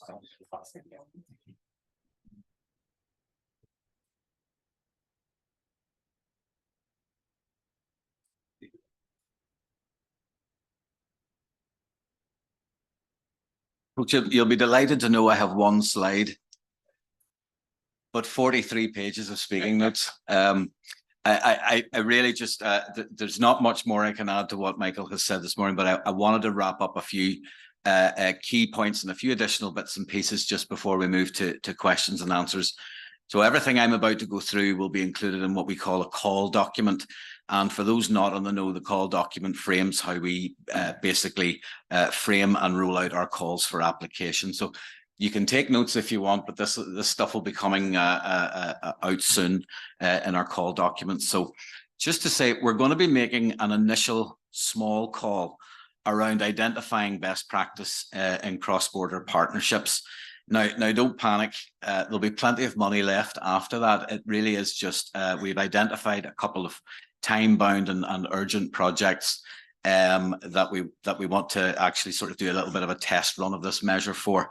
So everything I'm going to talk about here does apply to that, but equally across the measure as a whole. So when you see that call come out, don't panic. There will be other calls coming afterwards in the new year. So overall, just to reinforce everything Michael said, projects should focus on improving dialogue between organizations that operate on a cross-border basis or collaborate on a cross-border basis. They should be designed to develop collaboration by exchanging experience, best practice, and promoting the benefits of strategic cross-border collaboration in a range of areas. We're looking for applications from national, regional, and local authorities, regional and local development agencies, chambers of commerce, universities, colleges, higher education and research institutions, NGOs, sectoral agencies and business support organizations, voluntary sector support organizations, and any other relevant public-like organizations contributing to the development of the programme area. So hopefully that covers just about everybody in this room. As Michael has alluded to, across the lifetime of this measure, we'll be seeking solutions to those obstacles to collaboration. And some of the key sectors, and Michael's mentioned many of them, they include, but are not limited to, business, healthcare, tourism, air quality, the environment, energy, labour, and as of 10 minutes ago, space flight. So, and look, I can't emphasize enough, we are looking at projects that are north, south, and east, west in nature as well. They're all included. And partners can be from beyond Northern Ireland and the 6 border counties of Ireland. But I think all we will be looking for there is how you demonstrate the impact on that area of Northern Ireland and the 6 border counties. So look, there are always targets. You will have your own targets within your projects as you move forward, but we have our own, and they are output and result indicators at programme level for the entire investment area 6.1. These will be included in the call document that we'll share, but just for noting, as a result of the funding under this measure, we want to see at least 12 jointly developed strategies and action plans, and at least 12 jointly developed pilot actions, which are implemented in projects. We'd love to see at least 48 organisations cooperating across borders. And as with all initiatives, we look for some sort of sustainability or longevity beyond our funding. So as our result indicators, we hope to see at least 24 organisations continuing to cooperate after project completion, and at least 12 joint strategies and action plans taken up by organisations. So just to round out those definitions a little bit, a jointly developed strategy will be a targeted way to achieve a solution to a cross-border obstacle. And when that's in place, an action plan translates those strategies into pilot actions. And it'll be up to you what you want to take forward as a result of those when you make your application. And here's the obvious bit. A jointly developed strategy or action plan will need the involvement of organisations from at least 2 participating jurisdictions, which I think we have, in the drafting process of the strategy or action plan. So just a wee word then about horizontal principles. And again, this is included in the call documentation. Just to be aware when you're making your application, PEACEPLUS is underpinned by 3 horizontal principles: sustainable development, non-discrimination and equality between men and women, and equal opportunities. So proactive contribution to and support of these principles must be part of every successful project funded by the programme. The programme manual and additional guidance documents on the horizontal principles will provide specific information on how your project contributes to those principles. So everything that I've talked about here will be on our is on our website at the moment. And it's certainly the program manual is a work in progress, but all of that documentation is there to let you have a read at before you start making your application. So as I mentioned, we're in the final stages of agreeing a call document with our sponsor departments. That's the Department of Finance in Northern Ireland and Deep Breath, Department of Public Expenditure, NDP Delivery and Reform in Ireland. And we will have that completed and signed off very soon. As I said, we're opening that small initial call for some test projects on our GEM system. And then when we have that completed, we'll work towards those call documents for the wider measure, and links to GEMS and our program manual. All the information today, as I say, is on the website for you to revisit. When we're in a position to make those wider calls, we'll let those know that are signed up here today via direct email, but we'll also put it out through our usual social media and other methods of getting in touch with people. So nobody will have an excuse not to be able to apply. So that was just a wee bit of a roundup of some of the stuff that will become in our call document. I think we're going to open the floor now to questions, and we'll have a roving mic or two about the place, I think. And for our online guests, we'll have someone passing the questions to us on the panel. Okay. Do you know you want to? Thanks. Okay. Like, Just one like, point I'd like to make. Sorry. sorry. Thank you, Michael, for your really, really interesting and excellent and very clear presentation. And Paul for the details on the call. Just to let you know that we've had one comment in online so far, which is from the Welsh Government, who've been watching this, and we have been talking to them. In fact, we're meeting with them in a couple of weeks as well. They're really keen to get involved in PEACEPLUS. They're particularly keen on this area 6.1. They said they have several stakeholders who are gathering momentum of interest to be involved in some of the PEACEPLUS activity. And so they would love to hear from anybody who would be interested in engaging with them as well on some of these areas and solutions. We do have within our pre-application support a partner notice board, normally for all of the other areas, but as yet we haven't put this one on yet, but we will be putting it on. So just to make that point. Thank you. Oh, okay. So like Arnold Schwarzer, I'm back. Okay. So two things. First, I have to apologize. You mentioned the Welsh. Two things. We didn't know that there was going to be a transport strike when we organized it for today, but we should have known it was St. Andrew's Day. Apparently. Is it today? Yesterday? Well, anyhow, today or yesterday. It meant the Scottish people couldn't travel to be here. So apologies for that. So they were keen. They were involved in the Interreg 5A program. It worked very well for them. And so also Western Scotland, the Highlands, they're very keen to be involved in this as well. I would just one last practical example where I'm going to weave two things together to sort of maybe illustrate a bit of creative thinking. So in a report that Gina mentioned on sustaining mutual business benefits, we went out and asked companies what was the benefit of operating on an all-island basis, how could it be sustained? One of the findings was joined up market intelligence informing and guiding improved responses to customer needs. Okay, perfectly normal, rational, very common business speak. Let me quote from, this is the excellent document that SEUPB produced about the benefits of previous programs, which you have there on your table. Okay. One of the legacies of Peace 4 was building positive relations projects. There is an increase in tolerance, community cohesion, and positive attitudinal changes between Protestant and Catholic participants. Now, who doesn't believe in our new era that the necessity for positive attitudinal changes is confined to Protestants and Catholics? Particularly if you look at the state, the data, the macro data that Seamus shared with us earlier, developments in Dublin last week, and indeed any of you who were watching BBC Northern Ireland, The View programme last night, where there was a very interesting discussion which put all that into an all-island context.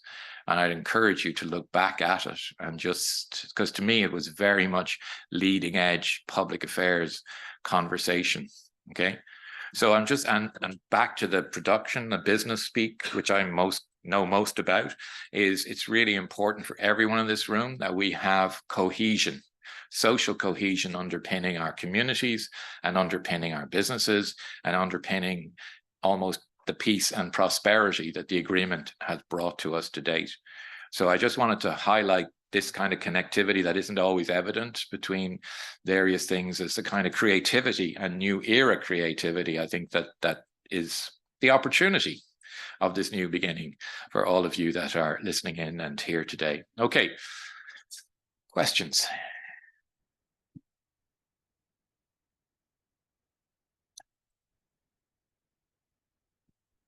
Thanks very much. Thank you, Michael. Thank you, SEUPB. My name is Deirdre Burke. I'm in the Joint Secretariat of the North South Ministerial Council. The Joint Secretaries send their apologies that they weren't able to attend today due to a prior engagement, but did ask me to say that the North South Ministerial Council Secretariat would really strongly encourage strategic stakeholders targeting legal and administrative obstacles to North-South cooperation to look into the possibility of seeking funding under this measure. 6.1 really provides a great opportunity to advance North-South cooperation in areas of mutual interest and to help in identifying possible solutions to obstacles to cross-border cooperation. And of course, Michael, as you said, we are in a new era post-Brexit, post-COVID, and other factors as well. So it's really ripe for new thinking, as you said. Thank you very much.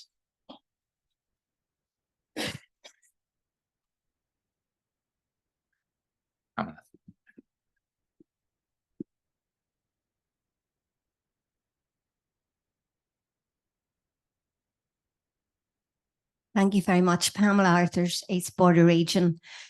Sorry, Michael, I just want to take issue with one thing you said. Oh, it wouldn't be complete. No, just around the current Interreg programme, and you sort of said you were maybe questioning some of the genuine cross-border nature of that. For us in East Border, we've been involved in a third of that programme, and they are large strategic projects involving so many different partners, and you really need to work on a genuine cross-border basis in order to achieve the output. And maybe the problem is there that the outputs are the hard and fast outputs, but in achieving the output, the softer stuff happens, and therefore partners really have to engage with each other, understand the different issues where the challenges, and that genuinely happens.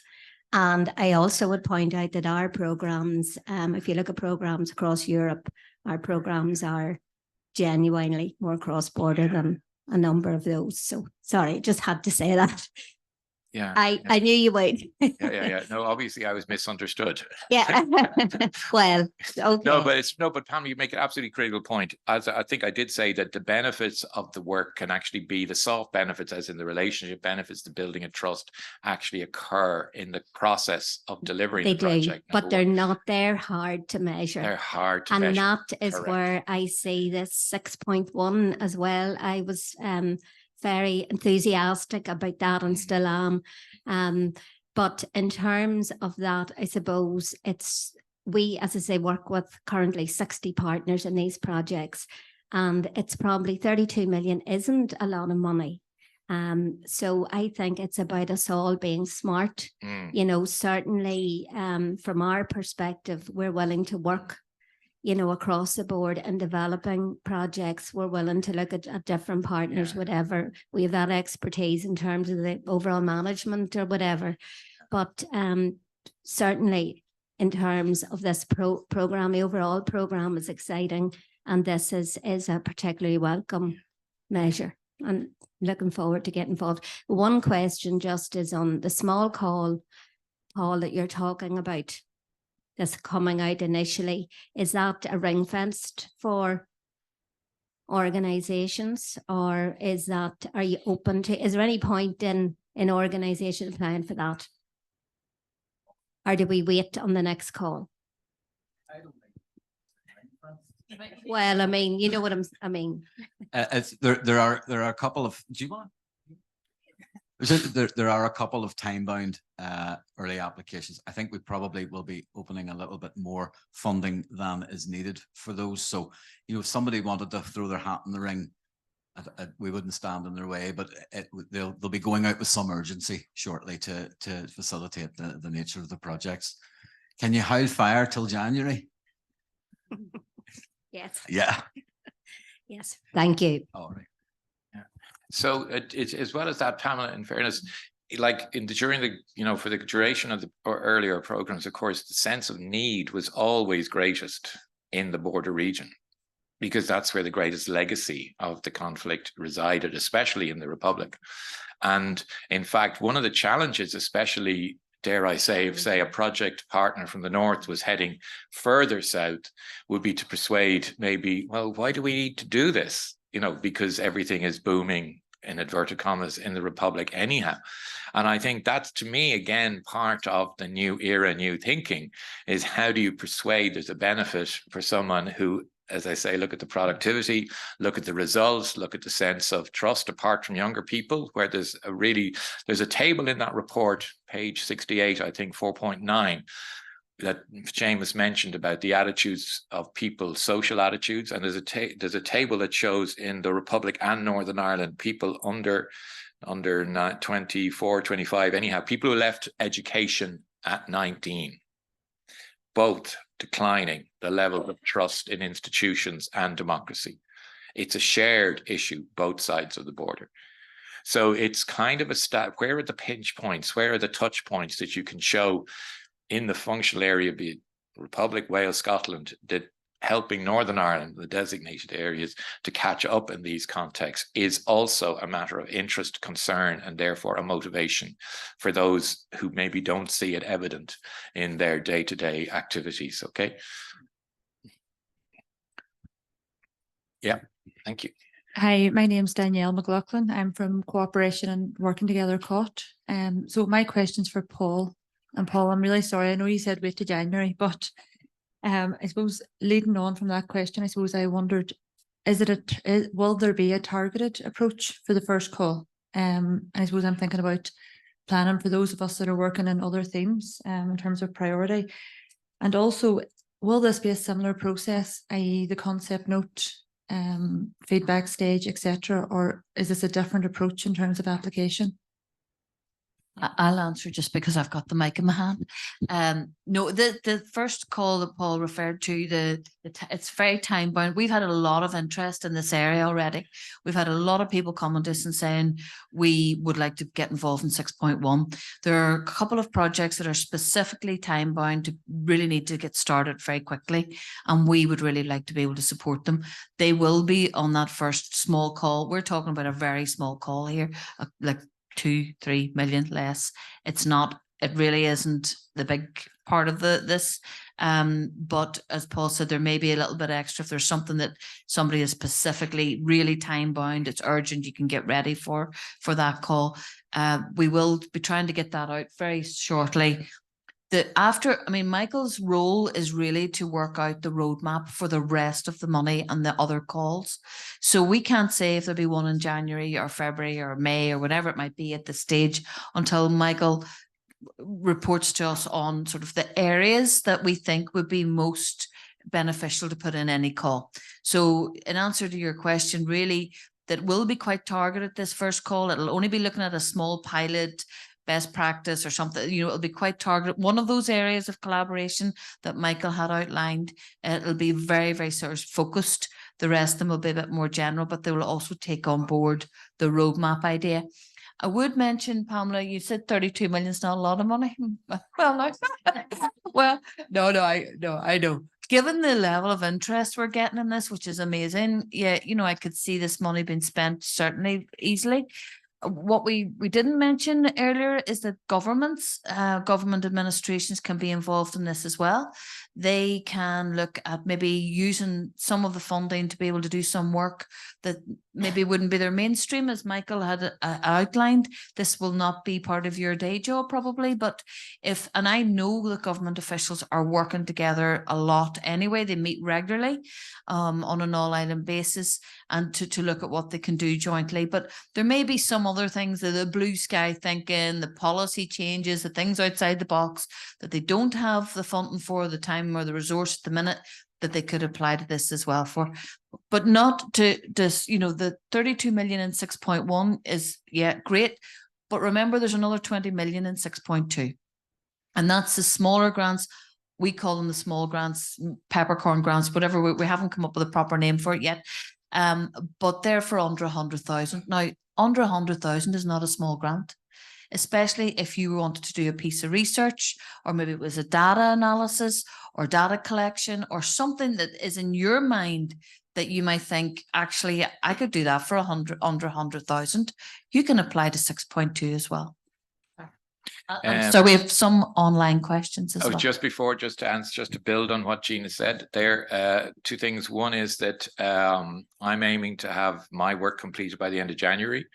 So if you think about Christmas and how much time that takes out in terms of your working lives, that's not that far away. Number two, again, a roadmap. I'm a little uncomfortable. My roadmap tend to be rather high, you know, more like an outline sketch rather than I don't know, but I appreciate that. But I hope that's why I started here this morning, actually, and I'll build on that to an extent. But actually, the detail, you know, the Google Maps piece, right? When you put in your, I want to go there, you kind of figure out the destination where your tangible output is. And then, well, what's the best route to get there, so to speak? So it's kind of, I see this as a collaborative exercise actually between me and you. So now also I'm available. Anybody wants, you'll have my email address, get in touch with me as a sort of a project broker. I'm happy to give additional guidelines on a one-on-one basis with projects. And in fact, I've already started that with some of you. So open to do that as well in the meantime. Okay. Can we maybe just do one or two of the online questions and then go back to the floor? Sure, so of course. The glasses back on. So this is from Reg. Don't say where Reg is from, but is there any support in terms of identifying project partners, for example, in higher education or local government? So I might know who Reg is, but so yes is the answer, as I outlined. Yeah, if you can identify those partners and stakeholders relevant to the actual tangible outcome that your project is seeking to achieve. And that could be a cross-border body. It could be an existing cross-border research institute. It could be a department. It could be led by a department. In fact, they might reach out to their stakeholders on combined basis on both sides of the border. The air quality monitoring, to me, would be an obvious example of that. The departments are not going to do the monitoring. They need measuring people, measurement instruments and people on the ground to do so. And maybe they already have a network of infrastructure to achieve that. So there's obviously got to be some kind of work done to put that together. Project designed, what's our output? How will that enable us to scale it up subsequently to show the targets are being met on a broad island-wide basis? I mean, just again, I'm always sorry, that was something else I meant to say, like data collection and climate action is one of the actions, but wouldn't it be kind of nice to keep in your own minds as you're doing your project, some kind of action that's beneficial to the climate action target? Rather than simply over there's someone doing something on climate action, the rest of us can just keep going as we always do. The essence of the message of climate action is we all have to evolve and change how we do things in a way that's coherent with the requirements and the challenges and the necessities of climate action. So that might be an ingredient in your thinking as well as to how you can help make a contribution in that regard. Okay, sorry. Okay, thank you. So the second question is from Rob Doyle, and that is in relation to benefits flowing to NI and 6 border counties.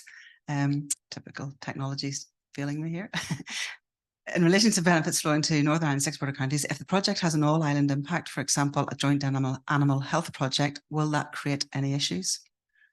Okay, well, clearly I don't think so in principle. And Gina is shaking her head there, but I don't think so in principle. I think the key word, David, you'll put me right, is significant.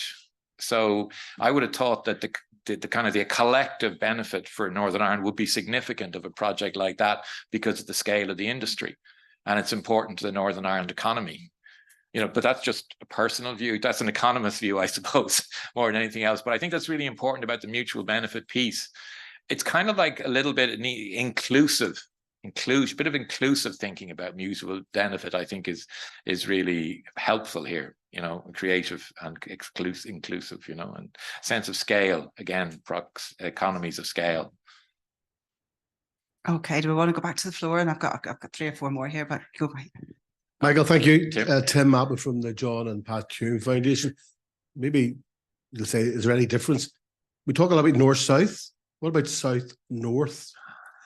Because obviously there is great examples in the south over the last 40 years since the transformation there in terms of government and private sector investing in peripheral parts of the island, and successfully. And I think IDA have done a lot of work in investing in Athlone and places outside the key centres.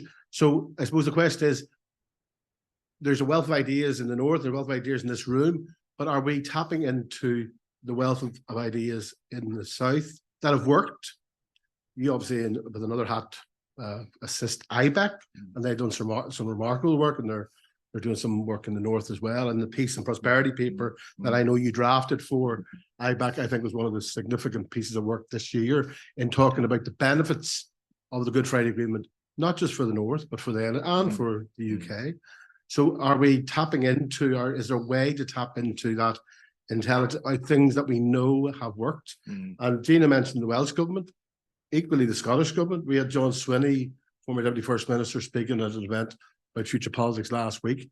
He is keen, very fond of the north. He's keen to help. And again, there's examples in Scotland where they've supported many examples in terms of economic and social change in the peripheral parts of Scotland. Are we tapping into those resources for ideas and examples? Okay, thank you. Thank you for those positive comments as well, Tim. So I'll answer that. Funny, yeah. So IBEC did a campaign, actually. They were the main, really in the Republic, they led the main campaign around marking the 25th anniversary of the Belfast Good Friday Agreement. And Danny McCoy, the chief executive, was very clear what the intention was. The intention was to remind business in the Republic, given the performance of the Irish economy, reaching historic, unprecedented levels, to take out FDI, never mind FDI, levels of productivity, employment, wealth creation, etc., that it was fundamentally underpinned by the peace brought about by the agreement. In other words, the prosperity of the Republic is underpinned by the agreement and the peace that it is sustaining. And that message went right across the business sector in the Republic and the business leadership. Picking up your point, again, and my point about a new era, at the end of the presentation, the event in IBEC itself that marked the launch of the campaign, Danny asked me a not dissimilar question, right? Where do we go from here? And I said, with my sporting background, well, anyone who's played on a successful team that's achieved their ultimate outcome, which was to win the trophy, knows the next season what got you to win the trophy last year won't get you to win it necessarily this year, except maybe Dublin 6 times, but we leave that aside. But what it means is we in the Republic have to reinvent our business model too. If you think about corporation tax that's so central, is now going to be 15% under this BETS international agreement. FDI is coming under pressure in various different sectors, etc. So I think the real opportunity is to link into that reinvention, right? To bring to the table what Northern Ireland, additionality that Northern Ireland needs to achieve and other areas of the Republic, and to sort of become a part and maybe even prompted, going back to my sense of comfort in the Republic with where we are and what we've achieved. But within that achievement, there are lessons that can be learned, certainly. You could see from, again, the excellent table about the productivity in the North from 2020. I mean, there are real things that were got right that do work. So why shouldn't you do them? Full stop. Okay. And what has to be changed in order to achieve that objective? And again, perhaps this program allows organizations involved in skills, upskilling, you know, in various areas of interaction with business, with enterprise, to bring some of those lessons to the table, show how they can be applied in, you know, the designated area more effectively. Not that they aren't already, but perhaps more effectively. Is there a dialogue that could help to achieve that? You know, between organizations, between businesses, between training entities, you know, of which there are a lot. You know, there are a lot. So you need actually to bring a number of different entities together to achieve an objective that covers even the designated area, never mind bringing in the Republic as well. So Okay. again, a bit of creativity, a bit of linking up, a bit of real collaboration here could help, a bit of pilot project and demonstrating. So how could, as you say, could you define an area, you know, the foundation, define an area, see where there's somewhere that needs administrative and legal barriers exists, well, drill down where particular, in what area, and what are they? And how could they be tackled? Who is the people who need to change it? You know, again, going back to the macro research the SRI have done, migration, particularly, that's one that comes to my mind because it's very much a shared issue that is not being given sufficient attention. That's why I made that reference at the beginning of this part to what was achieved previously, but it was confined to just, you know, Protestant and Catholic sectarianism. Now we have the R factor, racism as well, and how what an up, you know, how that would upend what some of the things have been achieved in the Republic, and how it would help to, you know, bring more of what's needed, additional employment in the North. And the last thing to say, this is really important in terms of the work that I've been doing, is the demographic piece. I mean, there's a bit of a denial about population growth, right? We're now 7.2 million island. We're not that far from the legendary 8 million before the famine that is constantly quoted as the only one of the 3 or 4 areas in the world where the population has declined since the early 19th century, right? Despite being a modern, successful, democratic and economic entity. So, you know, 7.2 million, if we get to 8 million, how many of you sit down and actually do realistic projections for your services meeting another 25% demand in terms of just the number of people? Question. Okay. So again, just addressing your point there, kind of, if you even just go to that, you have a shared interest for any organization on an island basis, right? So imagine if our service has a demographic of 8 million, full stop. What would that do to your presumptions, your sense of where you are now and what you need to do? Okay, sorry. And they all have a good job, well-paying work. Sorry, all have well-paid work in sustainable enterprises or organizations or activities. Yeah. And the skills necessary, the new skills necessary to undertake that work. Okay. Sorry, Gina. And just Tim, every area within the programme has matching government departments, north and south. So, for instance, the health measure will have Department of Health involved, Northern Ireland and the Irish Department of Health. All of those departments are working closely with us, and they know about 6.1. And I know NSMC have been very good as well about making sure, has also our Department of Finance here in Northern Ireland and the Department of Public Expenditure Reform in Ireland, making sure that all of the departments know about this and encouraging the possibilities that this investment area does lead to, for making those links, but also looking at some of those areas that Michael had mentioned about, you know, the new technology. What's that going to do to your sector?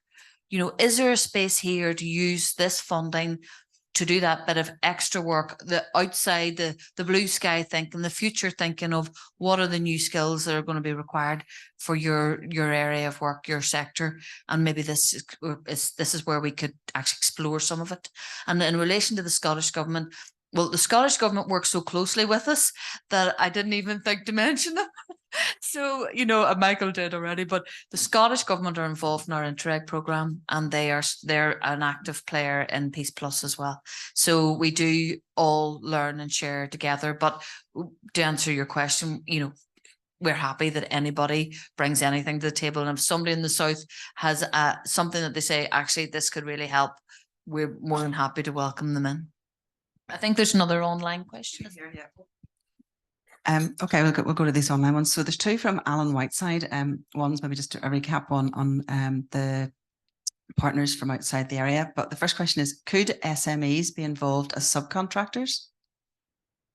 The second part of the question is then, can partners be from outside of the UK and the Republic of Ireland? They're, yes, Yes, it's more it's for yes. Gina, in fairness. The second They're question, qualifying questions. the answer is yes. Yeah. The partners can be from anywhere. They can be from anywhere outside of the island, across these islands, Europe, America, even wherever, if it makes sense, logical sense, that there's something that they're bringing to the table that's going to help our citizens here in this region and on this island, then of course they can be involved. So you know, going back to the earlier point, it might be that there's a great piece of work done by Australian justice system or something that actually our people here are saying we really should have a look at that, you know, a disruptive system across the world. In relation to the SMEs being subcontractors, I'm not quite sure what that means. So partners, they can be partners, but they don't lead. No, they don't lead applications, and they wouldn't be leading applications in this. They can be partners in it. I think maybe that's as much as I can say at this time. Yeah, well, if you pick up on the digital piece there, you know, I mean, there's the world is full now of app makers, for example. I don't know who they are, but apparently there's a lot of them because they keep appearing on my phone. But I do think that maybe if you're putting together something and you need this, because digital is at the heart of everything now, you need some quick, new, intelligent, a partner who can really quickly develop something, design something.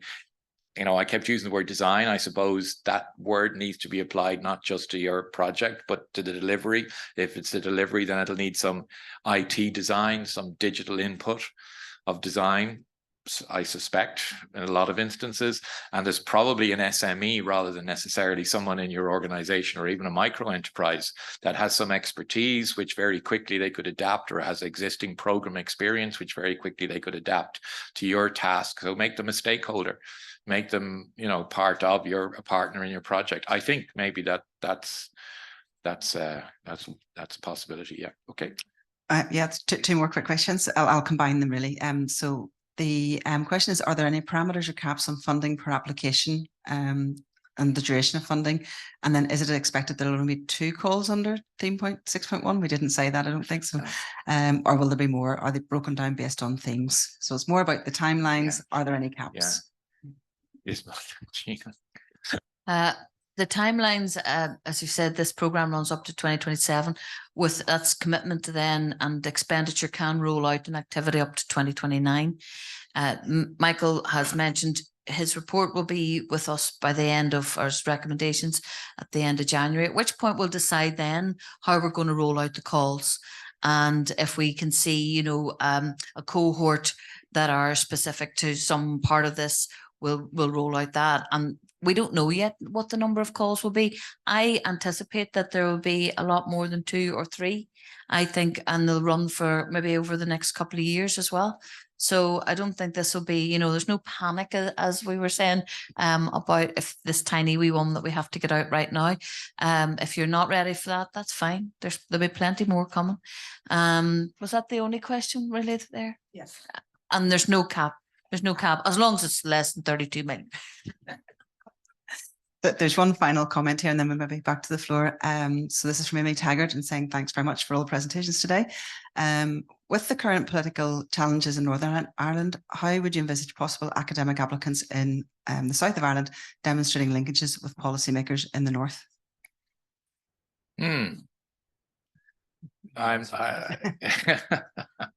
My observation on academic engagement in the Republic is that it needs working on.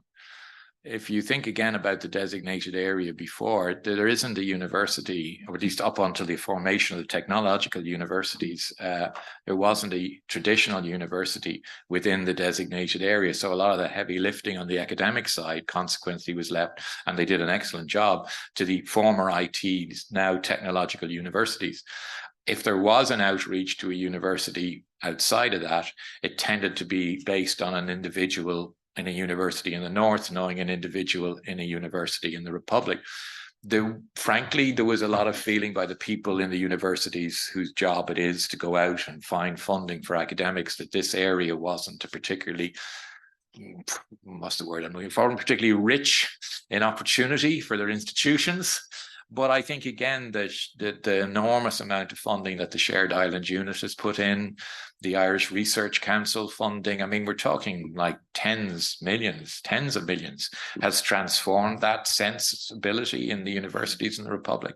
And there's a far greater awareness of the importance of the all-island dimension in the area of research, and the benefits of having a piece of research actually encompass that broader parameter, that spatial parameter in whatever area it is. And, you know, again, I'm speaking from an all-island perspective. Yes, there's a political discussion in the North in regards to re-establishment of executive, but there are wider political discussions as well. And strands 2 and 3 very much play into those wider political discussions about a future, shared future, whatever form that takes. Okay, I think that message is getting through to the universities, but it needs working on. So the door is open in a way it wasn't, but maybe you have to push through it first to get to the person and really get talking to them and get them engaged and interested. Going back to what I said, it's not necessarily the top of people's list when they think of things in the South, but someone arrives in front of them and says, listen, we've got something here we think should be of interest to you. I think you'll find a more open mind than you might have a few years ago. That's what I mean about the new era. I think definitely you'll find a more open mind.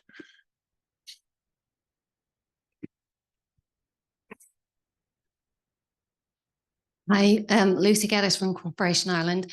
I was just wondering, for all island organisations, whether there's a requirement to have a partner, or whether if you're constituted North and South, you can apply as a single applicant. So this is really interesting. The question of what is an all island organisation, right? So it's first of all, we don't know. Maybe someone will count them, but they fall into a number of different categories to think about it. There are those organisations that existed before partition and didn't split across the sporting and cultural spectrum. Trade unions, you'd find there's an awful lot more than you think. Then there are entities that are both jurisdictions who have joined up over the last few years and operate on a close basis to serve, operate an all-island basin across borders. Then you have special cross-border bodies that were set up, particularly under the agreement. Obviously, the cross-border bodies in the agreement, cross-border organisations like Pamela's as well, that have been established in the Northwest as a growth partnership. So there's various kind of formations, etc. And actually, I think, again, there hasn't been enough interaction between the two and between them and other entities. No, you don't have to be an all-island entity, definitely not. But if you are an all-island entity, you can do it. But how about bringing someone along who wouldn't have the same starting point of being an all-island entity as part of your project, if you believe they can make a contribution and a value-adding contribution to it? Okay, but you should have. I mean, if you are already an all-island organization, you should have an advantage because you're there. You're on both sides of the border. You have the infrastructure, you have the people, you have a certain level of knowledge. The challenge for you is how can you push that on now and move to the to the next level in this new era. Yeah, there would be no exclusion for an all-island entity, but it would depend very much on what it was you were proposing to do. What legal and administrative challenges or whatever it was you were looking at. Just a question again online, just a reminder that the slides will be posted on the website. Somebody was just asking, would the slides be? Yeah. So I'm Jennifer Hanratty from the Centre for Effective Services, and our CEO Inez is online, so she sent through a question. It is the case in EU policy experiments, but with this, you talked about pilot projects. A pilot project might find that something doesn't work. So is failure an acceptable outcome? Exactly. Yeah, no, absolutely. That I think I kind of refer to that. Yeah, sometimes you learn more from every experienced entrepreneur will tell you with through gritted teeth, they learned more from their failures than from their successes. And it's very rarely you're offered a chance with funding where someone says, well, if it doesn't work, that's okay. But you must learn from the experience of doing it. And that's why the thinking that goes into the design, okay, go back to my car analogy, it might crash on the test track, but only crashes because of a particular failure rather than the fundamental failure. Okay, so that can be adjusted and you've learned from the experience to improve what you do subsequently. Okay, I keep wondering if I'm between everyone and their lunch now, which everyone can. So thank you very much. Thank you. Okay, thank you all very, very much for your questions, and thanks to everybody online. I'm going to just finish with one remark with that. I really think this is an amazing opportunity. North, south, south, north, east, west, west, east, between the islands, across Europe, to really give a bit of thought to what do we need to do on an all island basis to either work out what happens if there's deregulation and we move away, or diversification, to try to see what we can do to bridge some of these gaps, and even to look at the new technologies, a different way of working, to use this money as an experiment that might prove, can't be done, that's fine. But I just think this is an amazing opportunity within 6.1 and also in 6.2. So it just leaves me to thank Michael, really enjoyed today, and Seamus and Paul for their input as well, and Karen, who was doing all the questions, and everybody who helped us organise it, Pamela and the team. And I would like to invite you to stay for lunch. I'm sorry to those people online who cannot enjoy the lunch and the lovely views, but thank you very much for joining us online and for all your attention today and your interest. Okay, thank you.